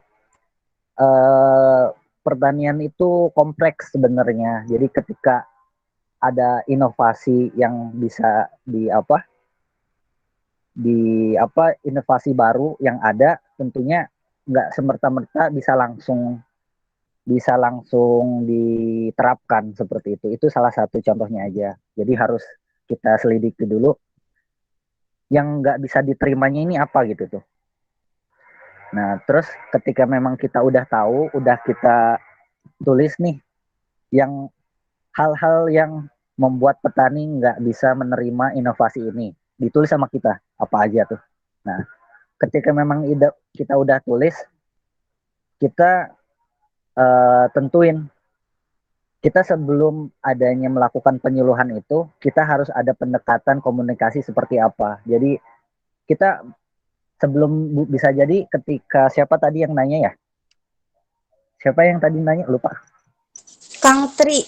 Kang Tri, ketika memang Tri nanti mau melakukan penyuluhan, harus adanya pertemuan dulu gitu tuh. Mungkin bisa lebih dari sekali gitu tuh. Pertemuan dengan pihak masyarakatnya, ngobrol-ngobrol dulu. Ketika memang mereka udah satu pemikiran, udah oke, baru eksekusi penyuluhannya seperti itu. Jadi perlu adanya proses. Yang tadi pertama harus diselidiki dulu kenapa nggak maunya. Terus yang kedua, pendekatan persuasifnya harus dibanyakin sebelum adanya penyuluhan. Terus yang ketiga, kita menawarkan bukti gitu tuh. Kita menawarkan bukti ketika kita membawa inovasi ini bisa menguntungkan bapak-bapak loh gitu tuh. Contohnya kita ambil studi banding di sana atau di daerah lain. Kalau mereka tetap nggak mau, coba dilakuin aja. Coba dilakuin tapi nggak melibatkan semua orang. Ya udah dari 100 orang yang pengen adanya inovasi yang mau menerapkan inovasi ini siapa gitu. Contohnya dari 10 cuma ada 1 orang nih yang mau. Ya udah kita terapin lah di 1 orang. Ketika memang 1 orang ini berhasil, saya yakin sih 9 orang ini bakal ikut gitu. Jadi memang nggak semudah apa yang kita sampaikan ini 100% bisa langsung dilakuin gitu tuh. Tapi sesusah-susahnya kita melakukan penyuluhan, pasti ada aja sih 1-2 orang ini yang bisa setuju sama argumen ataupun inovasi yang kita berikan. Ini banyak juga ya, karena banyak juga berkaitan sama kebijakan-kebijakan pertanian yang diberikan kepada petani. Kan biasanya penyalurnya dari penyuluh-penyuluh pertanian ya, yaitu penyuluh-penyuluh pertanian yang menyampaikan kepada petani, masyarakat. Ya meskipun semuanya ada yang bisa diterima ataupun enggak, yaitu bagaimana pendekatan kita gitu tuh ke petaninya. Begitu sama ini ya, sama terakhir ketika memang kita adain penyuluhan, otomatis beda ketika kita dengan petani ini sudah kenal atau kita hanya ketemu untuk kepentingan itu aja gitu tuh. Kalau kita udah kenal lama, kita udah istilahnya sudah akrab dengan orang tersebut, kita mau ngadain apa aja sebenarnya welcome gitu tuh. Udah lo mau ngadain apa aja, kadang-kadang dadakan juga, kalau kita udah kenal pasti enak gitu. Seperti itu. Jadi ngebangun hubungan emosional juga penting gitu. Baik, itu pertanyaannya bagus dari Tri ya. Tadi ada yang raise hand ya, moderator. Ya, sama-sama Tri atas pertanyaannya. Ya, baik. Terima kasih kepada Kang Tri dan juga Kang Fahmi yang sudah menjawab pertanyaan dari Kang Tri. Mungkin ada yang raise hand lagi nih Kang, dari Kang Dedi Jamaludin. Oke, kepada Kang Dedi dipersilahkan.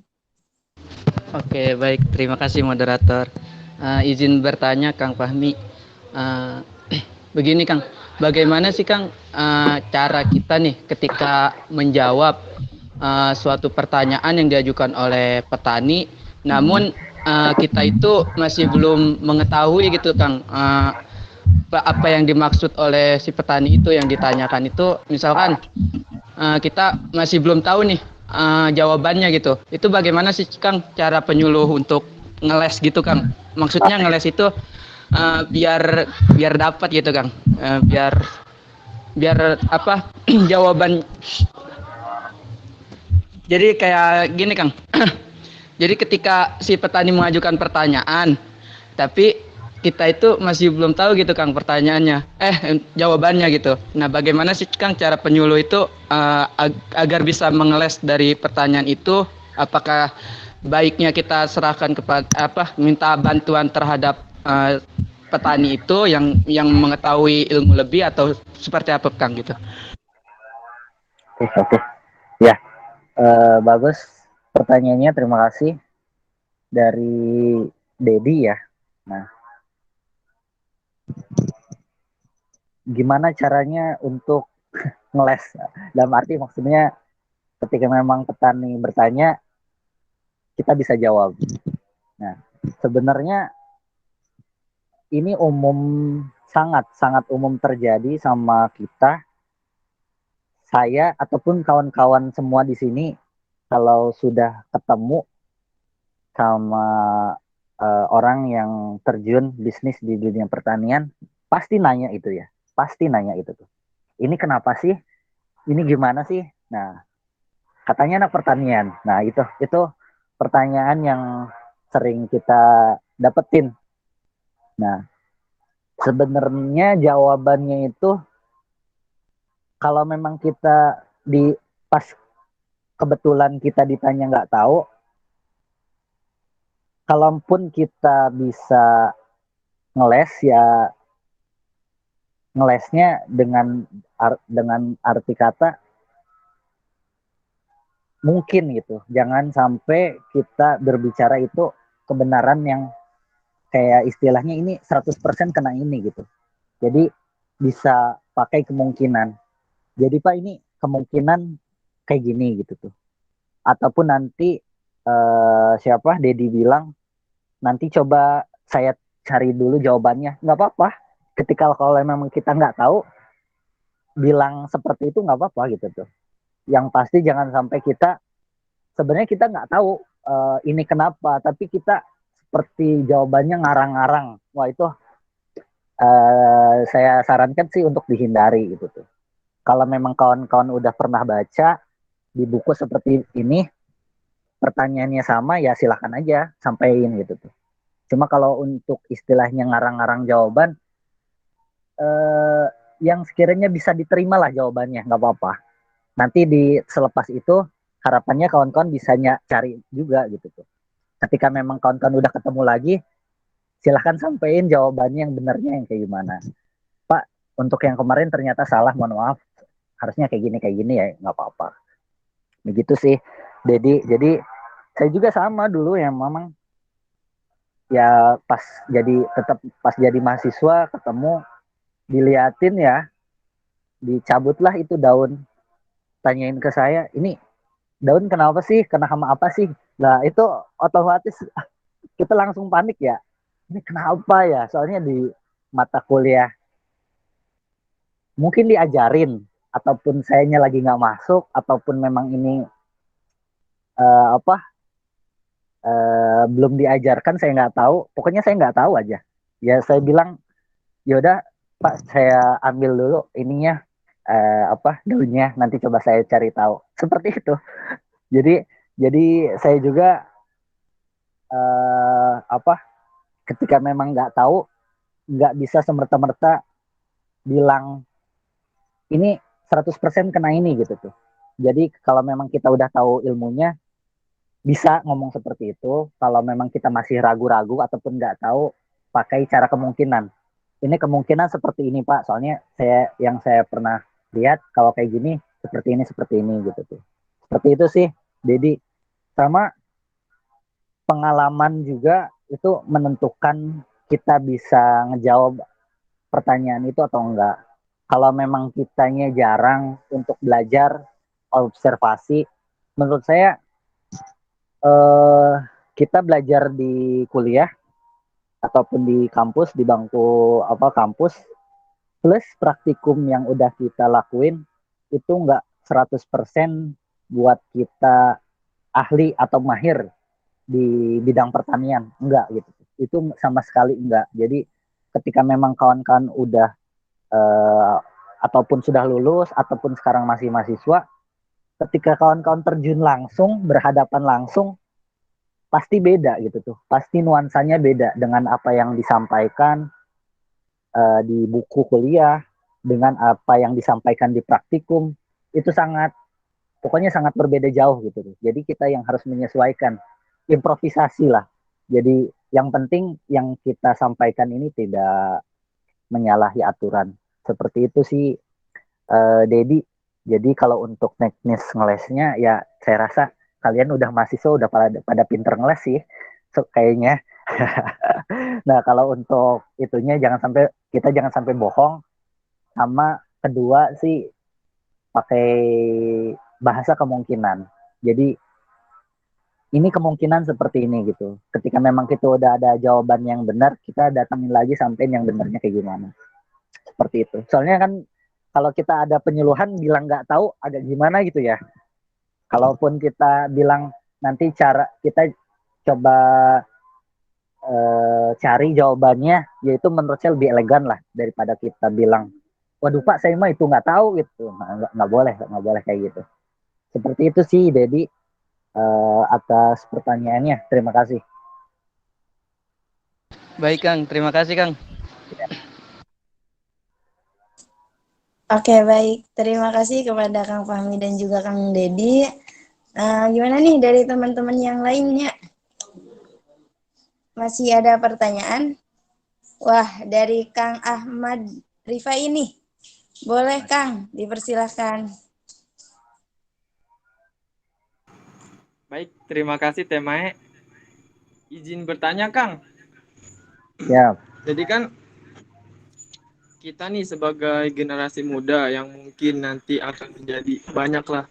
Mungkin ada beberapa kita dari sebagai nanti ke profesinya menjadi penyuluhan. Nah, menurut Akang nih, di penyuluhan ini khususnya mungkin di Banten, ada nggak sih kendala atau kekurangannya, apalagi di kala pandemi seperti ini gitu Kang? Mungkin nantinya sebagai pembelajaran buat kita, sebagai penerusnya, jadi kita akan lebih memperbaiki penyuluhan mungkin khususnya di Banten seperti ini Kang. Terima kasih. Oke, siap.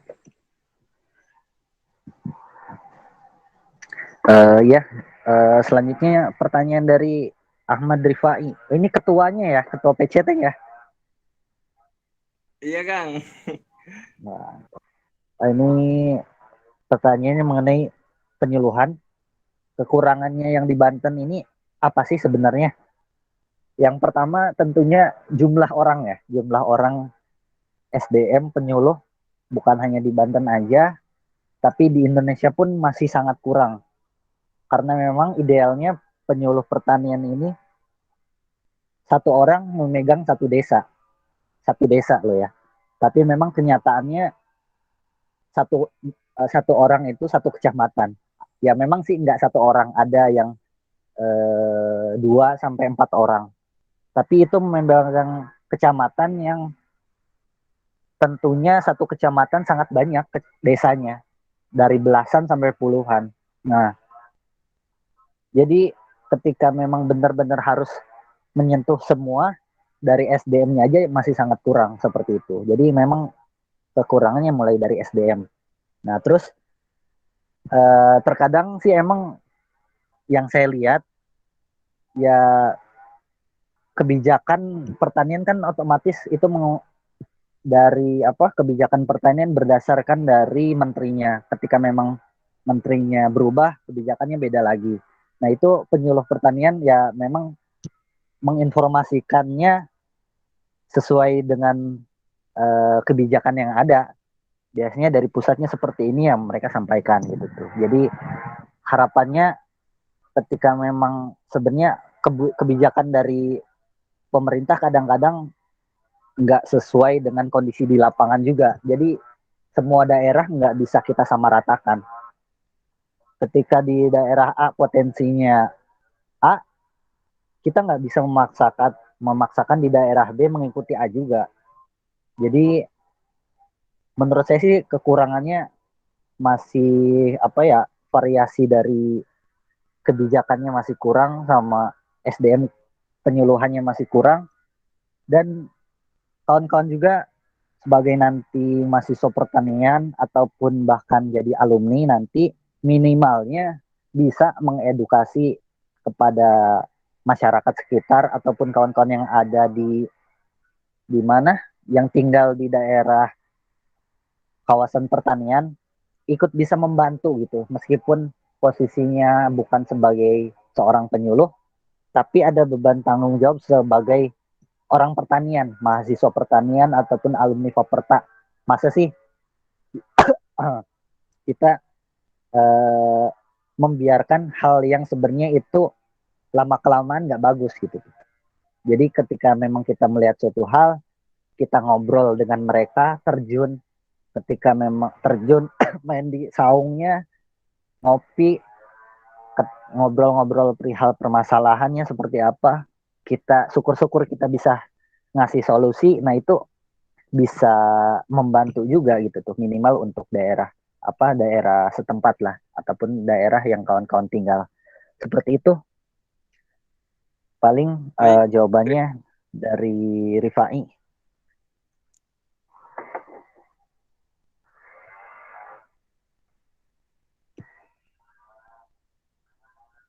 Ada lagi? Terima kasih banyak, Kang.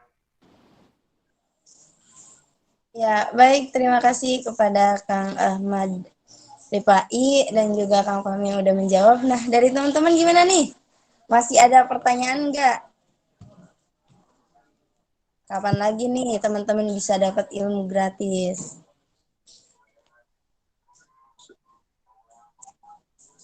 Oke, Kang. Mungkin dari saya ingin bertanya nih, Kang.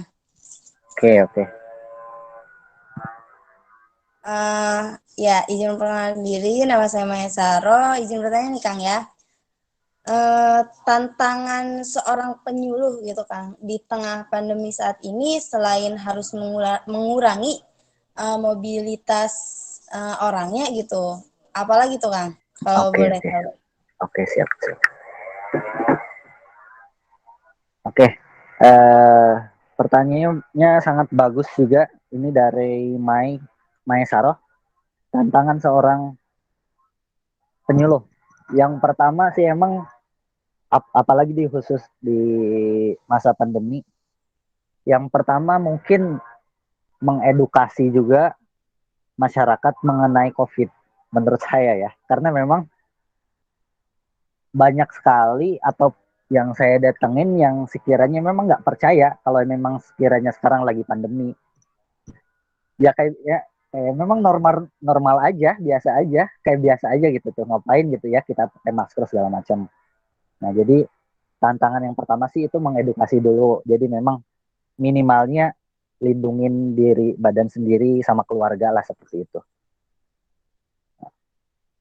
Nah terus yang kedua tentunya kita juga kalau mengurangi mobilisasi, saya juga tetap untuk ke lapangan dari hari Senin sampai Sabtu, dan saya memang diwajibkan dari ini saya diwajibkan untuk rutin antigen ya. Jadi memang mungkin di instansi pemerintahan juga sama seperti itu. Jadi sebelum kita ketemu orang, pastikan kita juga aman dulu seperti itu ya.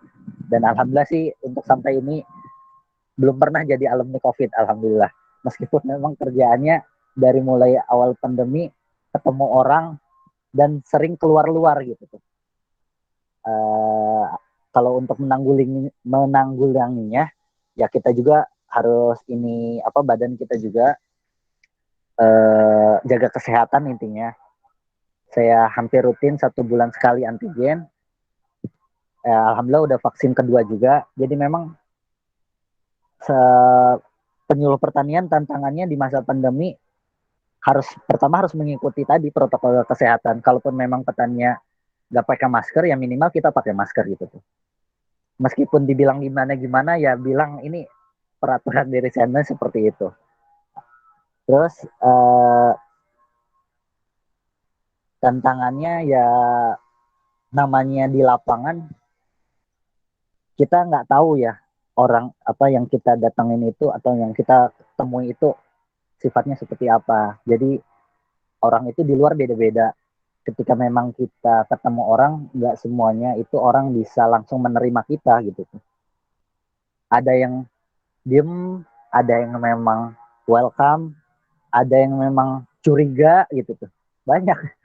Jadi diusahakan ya kita datang dengan baik, sopan seperti itu. Tantangannya sama harus berani capek sih emang kalau di luar, kalau memang di lapangan ketika memang harus ke kebun ya ke kebun, ke sawah ya ke sawah gitu. Seperti itu. Kalau dari pertanyaannya dari Mae, harus beradaptasi dengan alam atau beradaptasi dengan kondisi sekitar.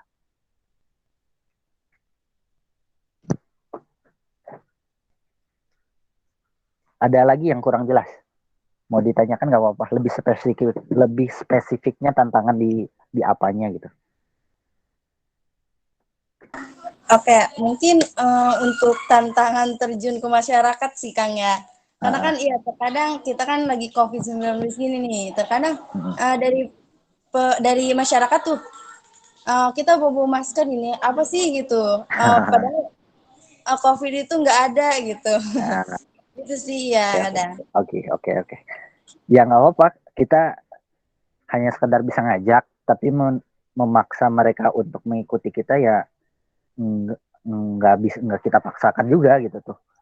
Kita yang penting bisa ngajak gitu tuh, itu aja. Sama minimal kitanya dulu gitu tuh. Terus ya kalau memang tantangannya di pandemi seperti itu, sama ya emang nggak bisa memaksakan gitu tuh. Nggak bisa memaksakan ketika kita coba bawa masker juga dibagiin. Kalau mereka nggak mau pakai ya kita nggak bisa maksa harus pas penyuluhan, Pak sebelum kita memulai lagi mohon dipakai dulu maskernya. Saya nggak bisa gitu juga. Ya, yang penting kita udah berusaha gitu tuh. Nggak bisa memaksakan 100%.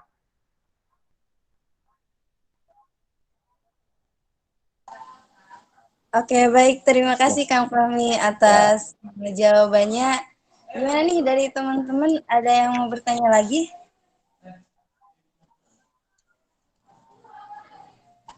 Wah, dari Teh Bunga nih. Dipersilahkan Teh Bunga.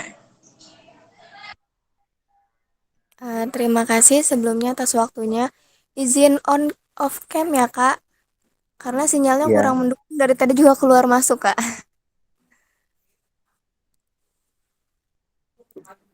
Ya, pertanyaannya gini Kak, Eh, bagaimana cara meyakinkan masyarakat untuk mengikuti arahan dari penyuluhan itu?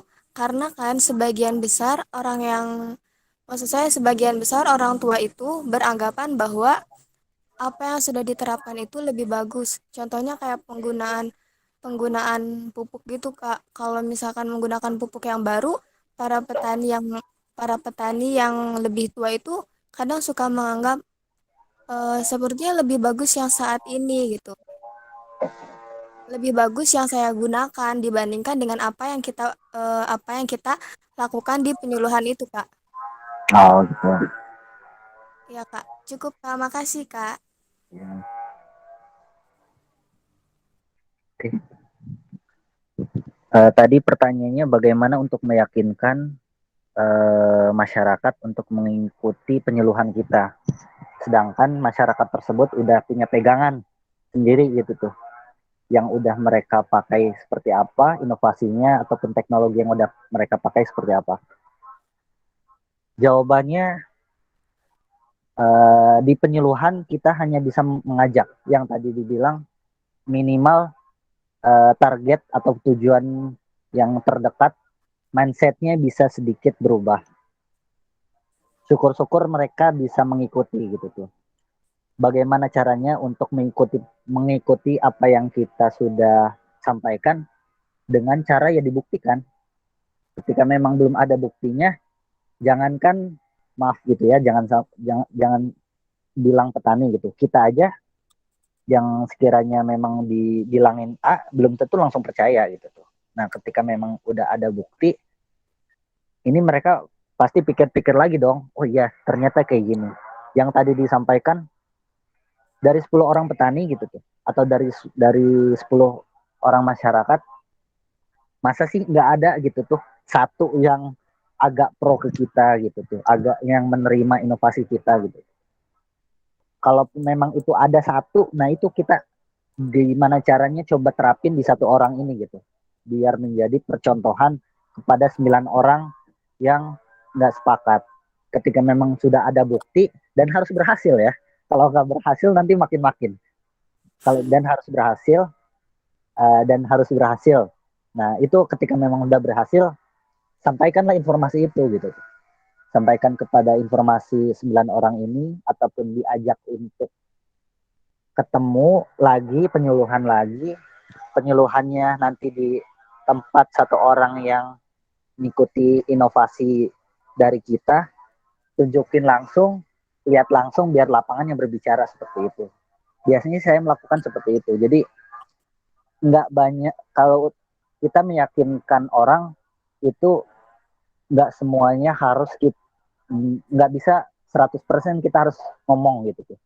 Kita mau sampai istilahnya maaf gitu ya, ngomong sampai berbusa-busa, tetap aja ketika memang nggak percaya enggak gitu. Ketika kita sudah ditampilkan oleh bukti, ya udah Pak, lihat sendiri. Nah, kayak gini inovasinya. Jadi kita contoh buat pupuk organik ya, buat penyuluhan mengenai pembuatan pupuk organik.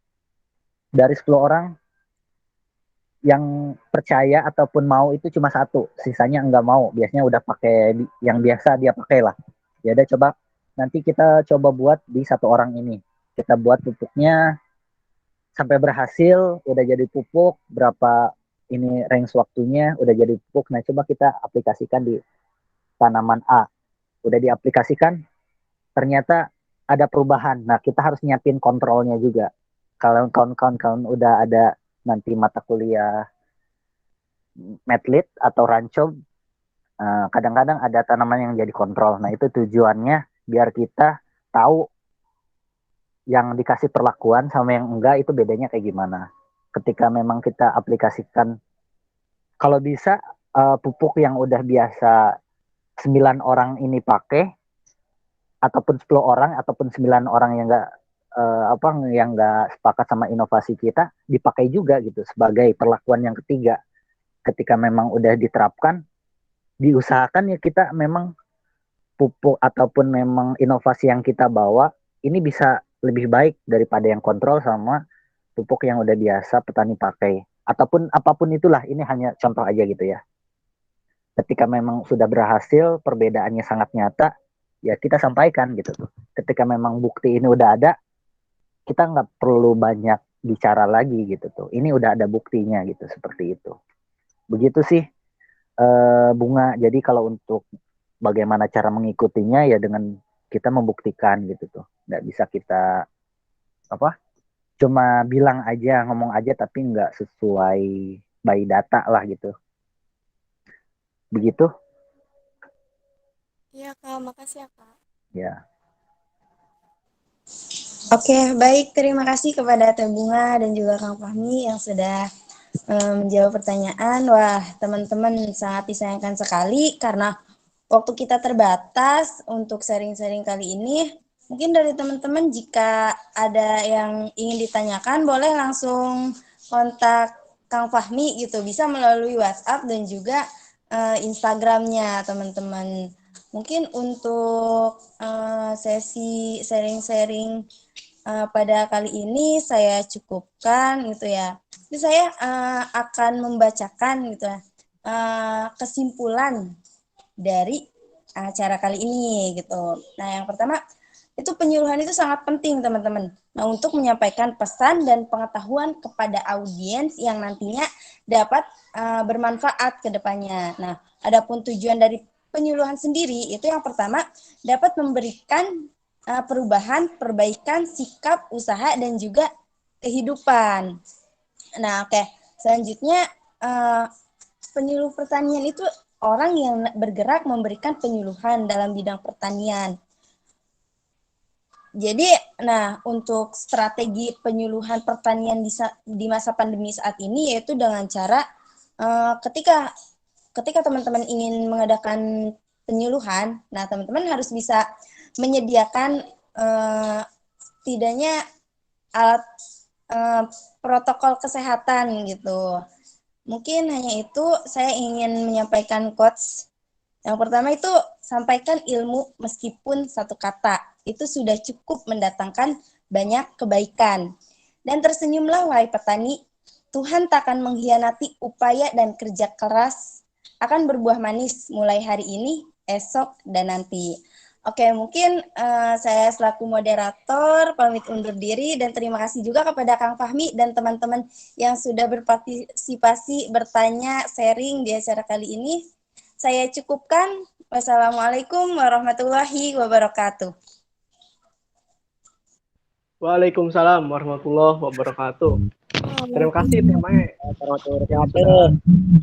Ya, terima kasih Teh Mae yang sudah memoderatori ya jalannya diskusi kali ini. Juga terima kasih kepada Kang Fahmi yang telah menyampaikan materi yang sekiranya sangat kita butuhkan ya sebagai mahasiswa pertanian, dan juga semoga materi yang tadi disampaikan Kang Fahmi bermanfaat bagi kita semua. Selanjutnya yaitu penyerahan sertifikat secara simbolis kepada Akang Teteh PDD dipersilakan untuk menyampaikan sertifikatnya.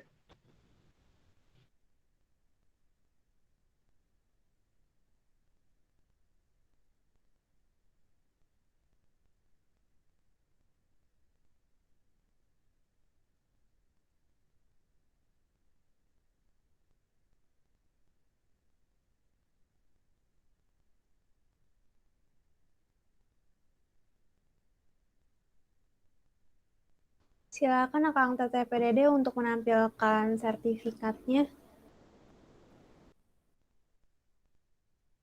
Mantap Kang Fahmi.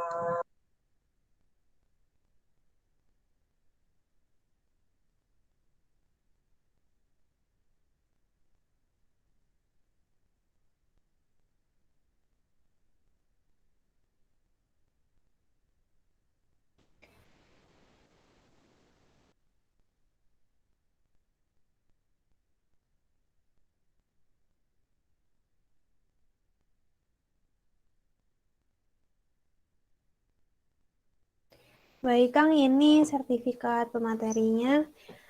Sertifikat untuk Kang Fahmi Auladi sebagai pemateri. Terima kasih ya Kang atas pembekalan ilmunya pada hari ini.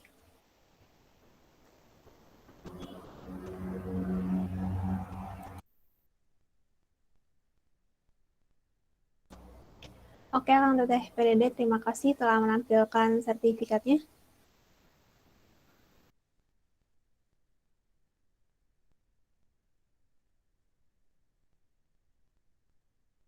Selanjutnya yaitu sertifikat kepada Teh Maesaroh sebagai moderator pada webinar penyuluhan pada hari ini. Terima kasih ya Teh Mae sudah memandu jalannya diskusi pada kegiatan webinar hari ini. Baik, untuk acara selanjutnya yaitu closing statement dan Kepala Subdivisi Keilmuan PCT kepada Kang Deddy Jamaludin kami persilakan. Oke, baik. Terima kasih kepada MC. Sebelumnya suara saya jelas kan ya? Sudah jelaskan. Oke. Alhamdulillah acara kita dari awal hingga akhir dapat berjalan dengan lancar dan alhamdulillah juga tidak ada hambatan apapun dalam acara kita dan terima kasih saya ucapkan kepada pemateri Kang Fahmi yang sudah membagikan dan men-sharing ilmunya, pengalamannya terkait penyuluhan, strategi penyuluhan di masa pandemi ini. Semoga apa yang sudah disampaikan oleh Kang Fahmi menjadi ladang ibadah untuk Kang Fahmi khususnya dan menjadi manfaat untuk kita semua.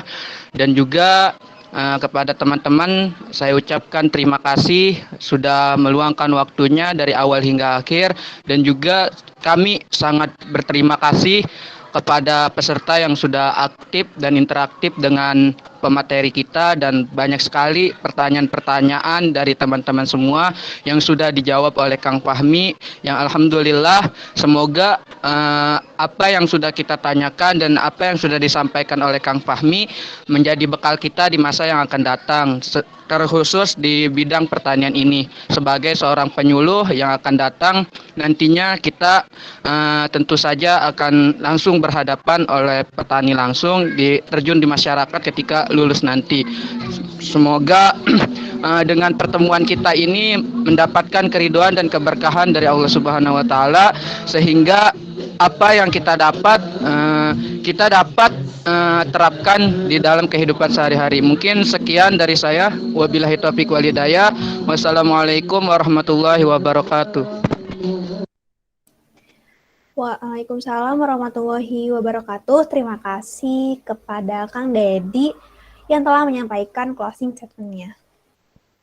Selanjutnya yaitu closing statement dari Wakil Ketua Umum UKM FPCT kepada Kang Janatul Firdaus. Dipersilakan. Oke, baik. Bismillahirrahmanirrahim. Assalamualaikum warahmatullahi wabarakatuh. Selamat sore semua. Ya, saya ucapkan ribuan terima kasih kepada pelaksana subdivisi penyuluhan dan juga pemateri kita yang kali ini pemateri yang luar biasa gitu, orang lapangan sekaligus dan juga alumni kita dari Fakultas Pertanian Kang Fahmi Auladi. Terima kasih banyak Kang atas materinya. Semoga materi penyuluhan di masa pandemi saat ini bermanfaat untuk kita semua dan juga terimplementasikan oleh kita selaku mahasiswa di kalangan mahasiswa untuk masyarakat ke depannya. Dan mungkin hasil dari ibaratnya materi dan pemaparan-pemaparan dari materi tadi silakan untuk teman-teman implementasikan karena itu semua akan ibaratnya menjadi bekal dan menjadi arahan atau tujuan kita gitu ke depannya. Walaupun kita tidak semuanya diciptakan untuk menjadi seorang penyuluh, namun itu adalah menjadikan suatu ibaratnya pembelajaran lah dari apa yang telah disampaikan oleh pemateri pada sore hari ini. Mungkin dari saya dicukupkan atau closingnya. Kurang lebihnya mohon maaf. Bila taufiq wal hidayah. Wassalamualaikum warahmatullahi wabarakatuh. PCT Lestari, PCT Lestari, PCT Lestari. Waalaikumsalam warahmatullahi wabarakatuh. Terima kasih kepada Kang Janatul Firdaus yang telah menyampaikan closing statement-nya.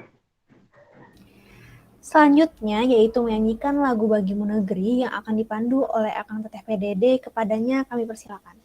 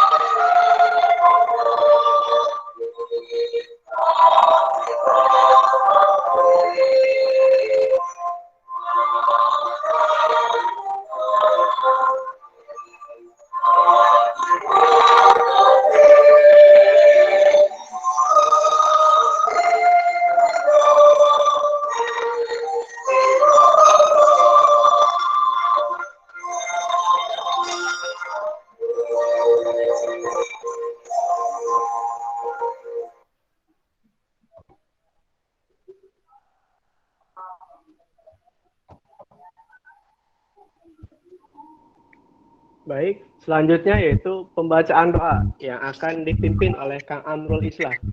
Kepada Kang Amrul dipersilakan.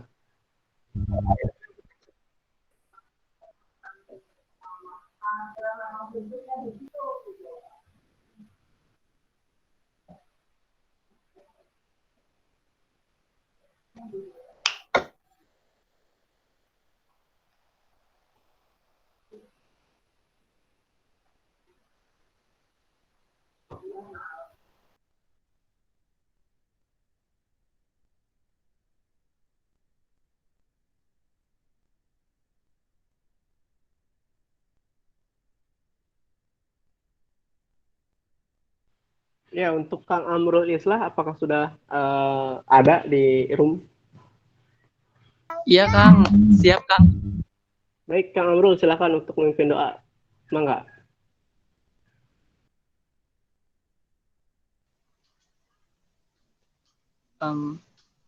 Apakah suara saya sudah terdengar jelas Kang Punten? Terdengar Kang Amrul. Baik, Assalamualaikum warahmatullahi wabarakatuh. A'udzubillahiminasyaitonirrajim. Bismillahirrahmanirrahim. Alhamdulillahirabbil alamin. Allahumma shalli ala sayyidina Muhammad wa ala ali sayyidina Muhammad.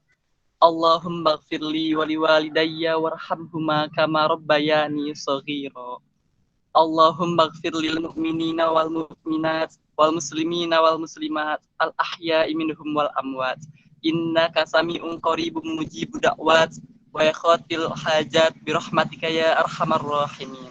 Allahumma inna nas'aluka salamatan fid dinina wa ziyadatan fil jasadina wa ziyadatan fil ilmina wa barakatan fil rizqina wa taubatan qablal maut wa rahmatan indal maut wa maghfiratan ba'dal maut wa ma hawin alaina fi syakaratil maut wan najata minan nar wal afwa indal hisab ya rabbana walakal hamdu kama yanbaghi li jalali wajhikal karimi wa azimi sultanik.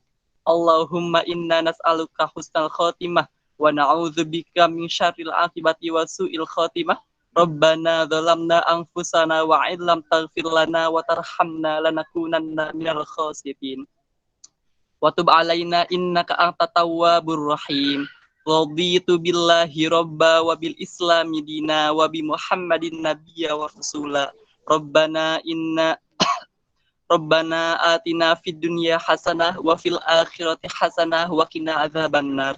Wa sallallahu ala sayyidina Muhammadin nabiyil ummi wa ala alihi wa sahbihi wa baraka wa salam. Subhana rabbika rabbil izzati amma yasifun wa salamun alal mursalin walhamdulillahi rabbil alamin. Wassalamualaikum warahmatullahi wabarakatuh. Waalaikumsalam warahmatullahi wabarakatuh. Alhamdulillah kita telah sampai di penghujung acara. pada hari ini. Marilah kita tutup acara webinar penyuluhan dengan tema strategi penyuluhan pertanian dalam upaya pemberdayaan petani di masa pandemi COVID-19 ini dengan mengucap hamdalah bersama-sama. Alhamdulillahirrabbilalamin. Untuk Akang Teteh jangan dulu keluar dari room ya, karena di akhir acara nanti akan ada sesi dokumentasi. Dari banyak kata yang terucap dan dari banyak hal yang telah kita simak bersama-sama. Semoga apa yang telah kita pelajari hari ini kiranya menjadi bermanfaat bagi kita sekalian. Jangan lupa teman-teman peserta untuk mengisi absensi yang sudah dikirim di room chat ya. Kami selaku pembawa acara webinar penyuluhan mengucapkan terima kasih kepada Akang Teteh peserta atas kehadirannya dan mohon maaf atas segala kekurangan dan tutur kata yang kurang tepat. Saya Herita Novianti Basuki. Dan saya Alpa Puji pamit undur diri. Kurang lebihnya mohon maaf. Assalamualaikum warahmatullahi wabarakatuh. Teman-teman jangan live dulu ya, kita sesi foto terlebih dahulu. Akang Teteh PDD bisa memimpin sesi foto dokumentasi ini.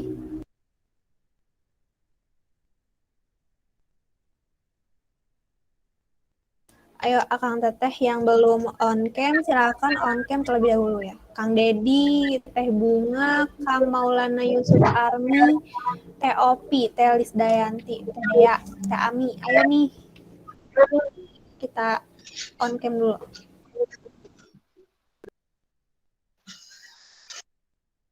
Silahkan Akang Teteh PDD, bisa dihitung ya, aba-aba. Oke, semuanya. 1, 2, 3. Lagi ya. 1, 2, 3. Oke, udah semua. Makasih. Oke, terima kasih Teteh PDD Teh kita. Ya, teman-teman sebelum kita sama-sama live, kita jargon dulu ya. Sudah tahu kan kalau saya bilang PCT, teman-teman bisa jawab Lestari ya. Oke. Boleh on mic dulu nih. Siap. Oke, ayo dong on mic semuanya. PCT. Lestari. PCT. Hari. Lestari.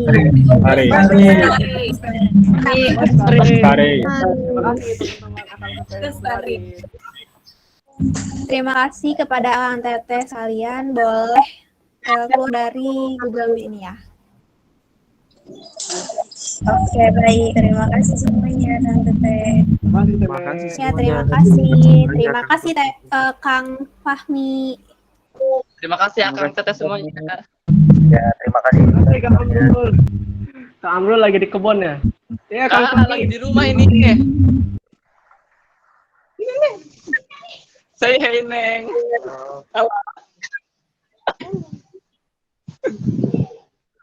Dadah semuanya, ya. Assalamualaikum. Waalaikumsalam.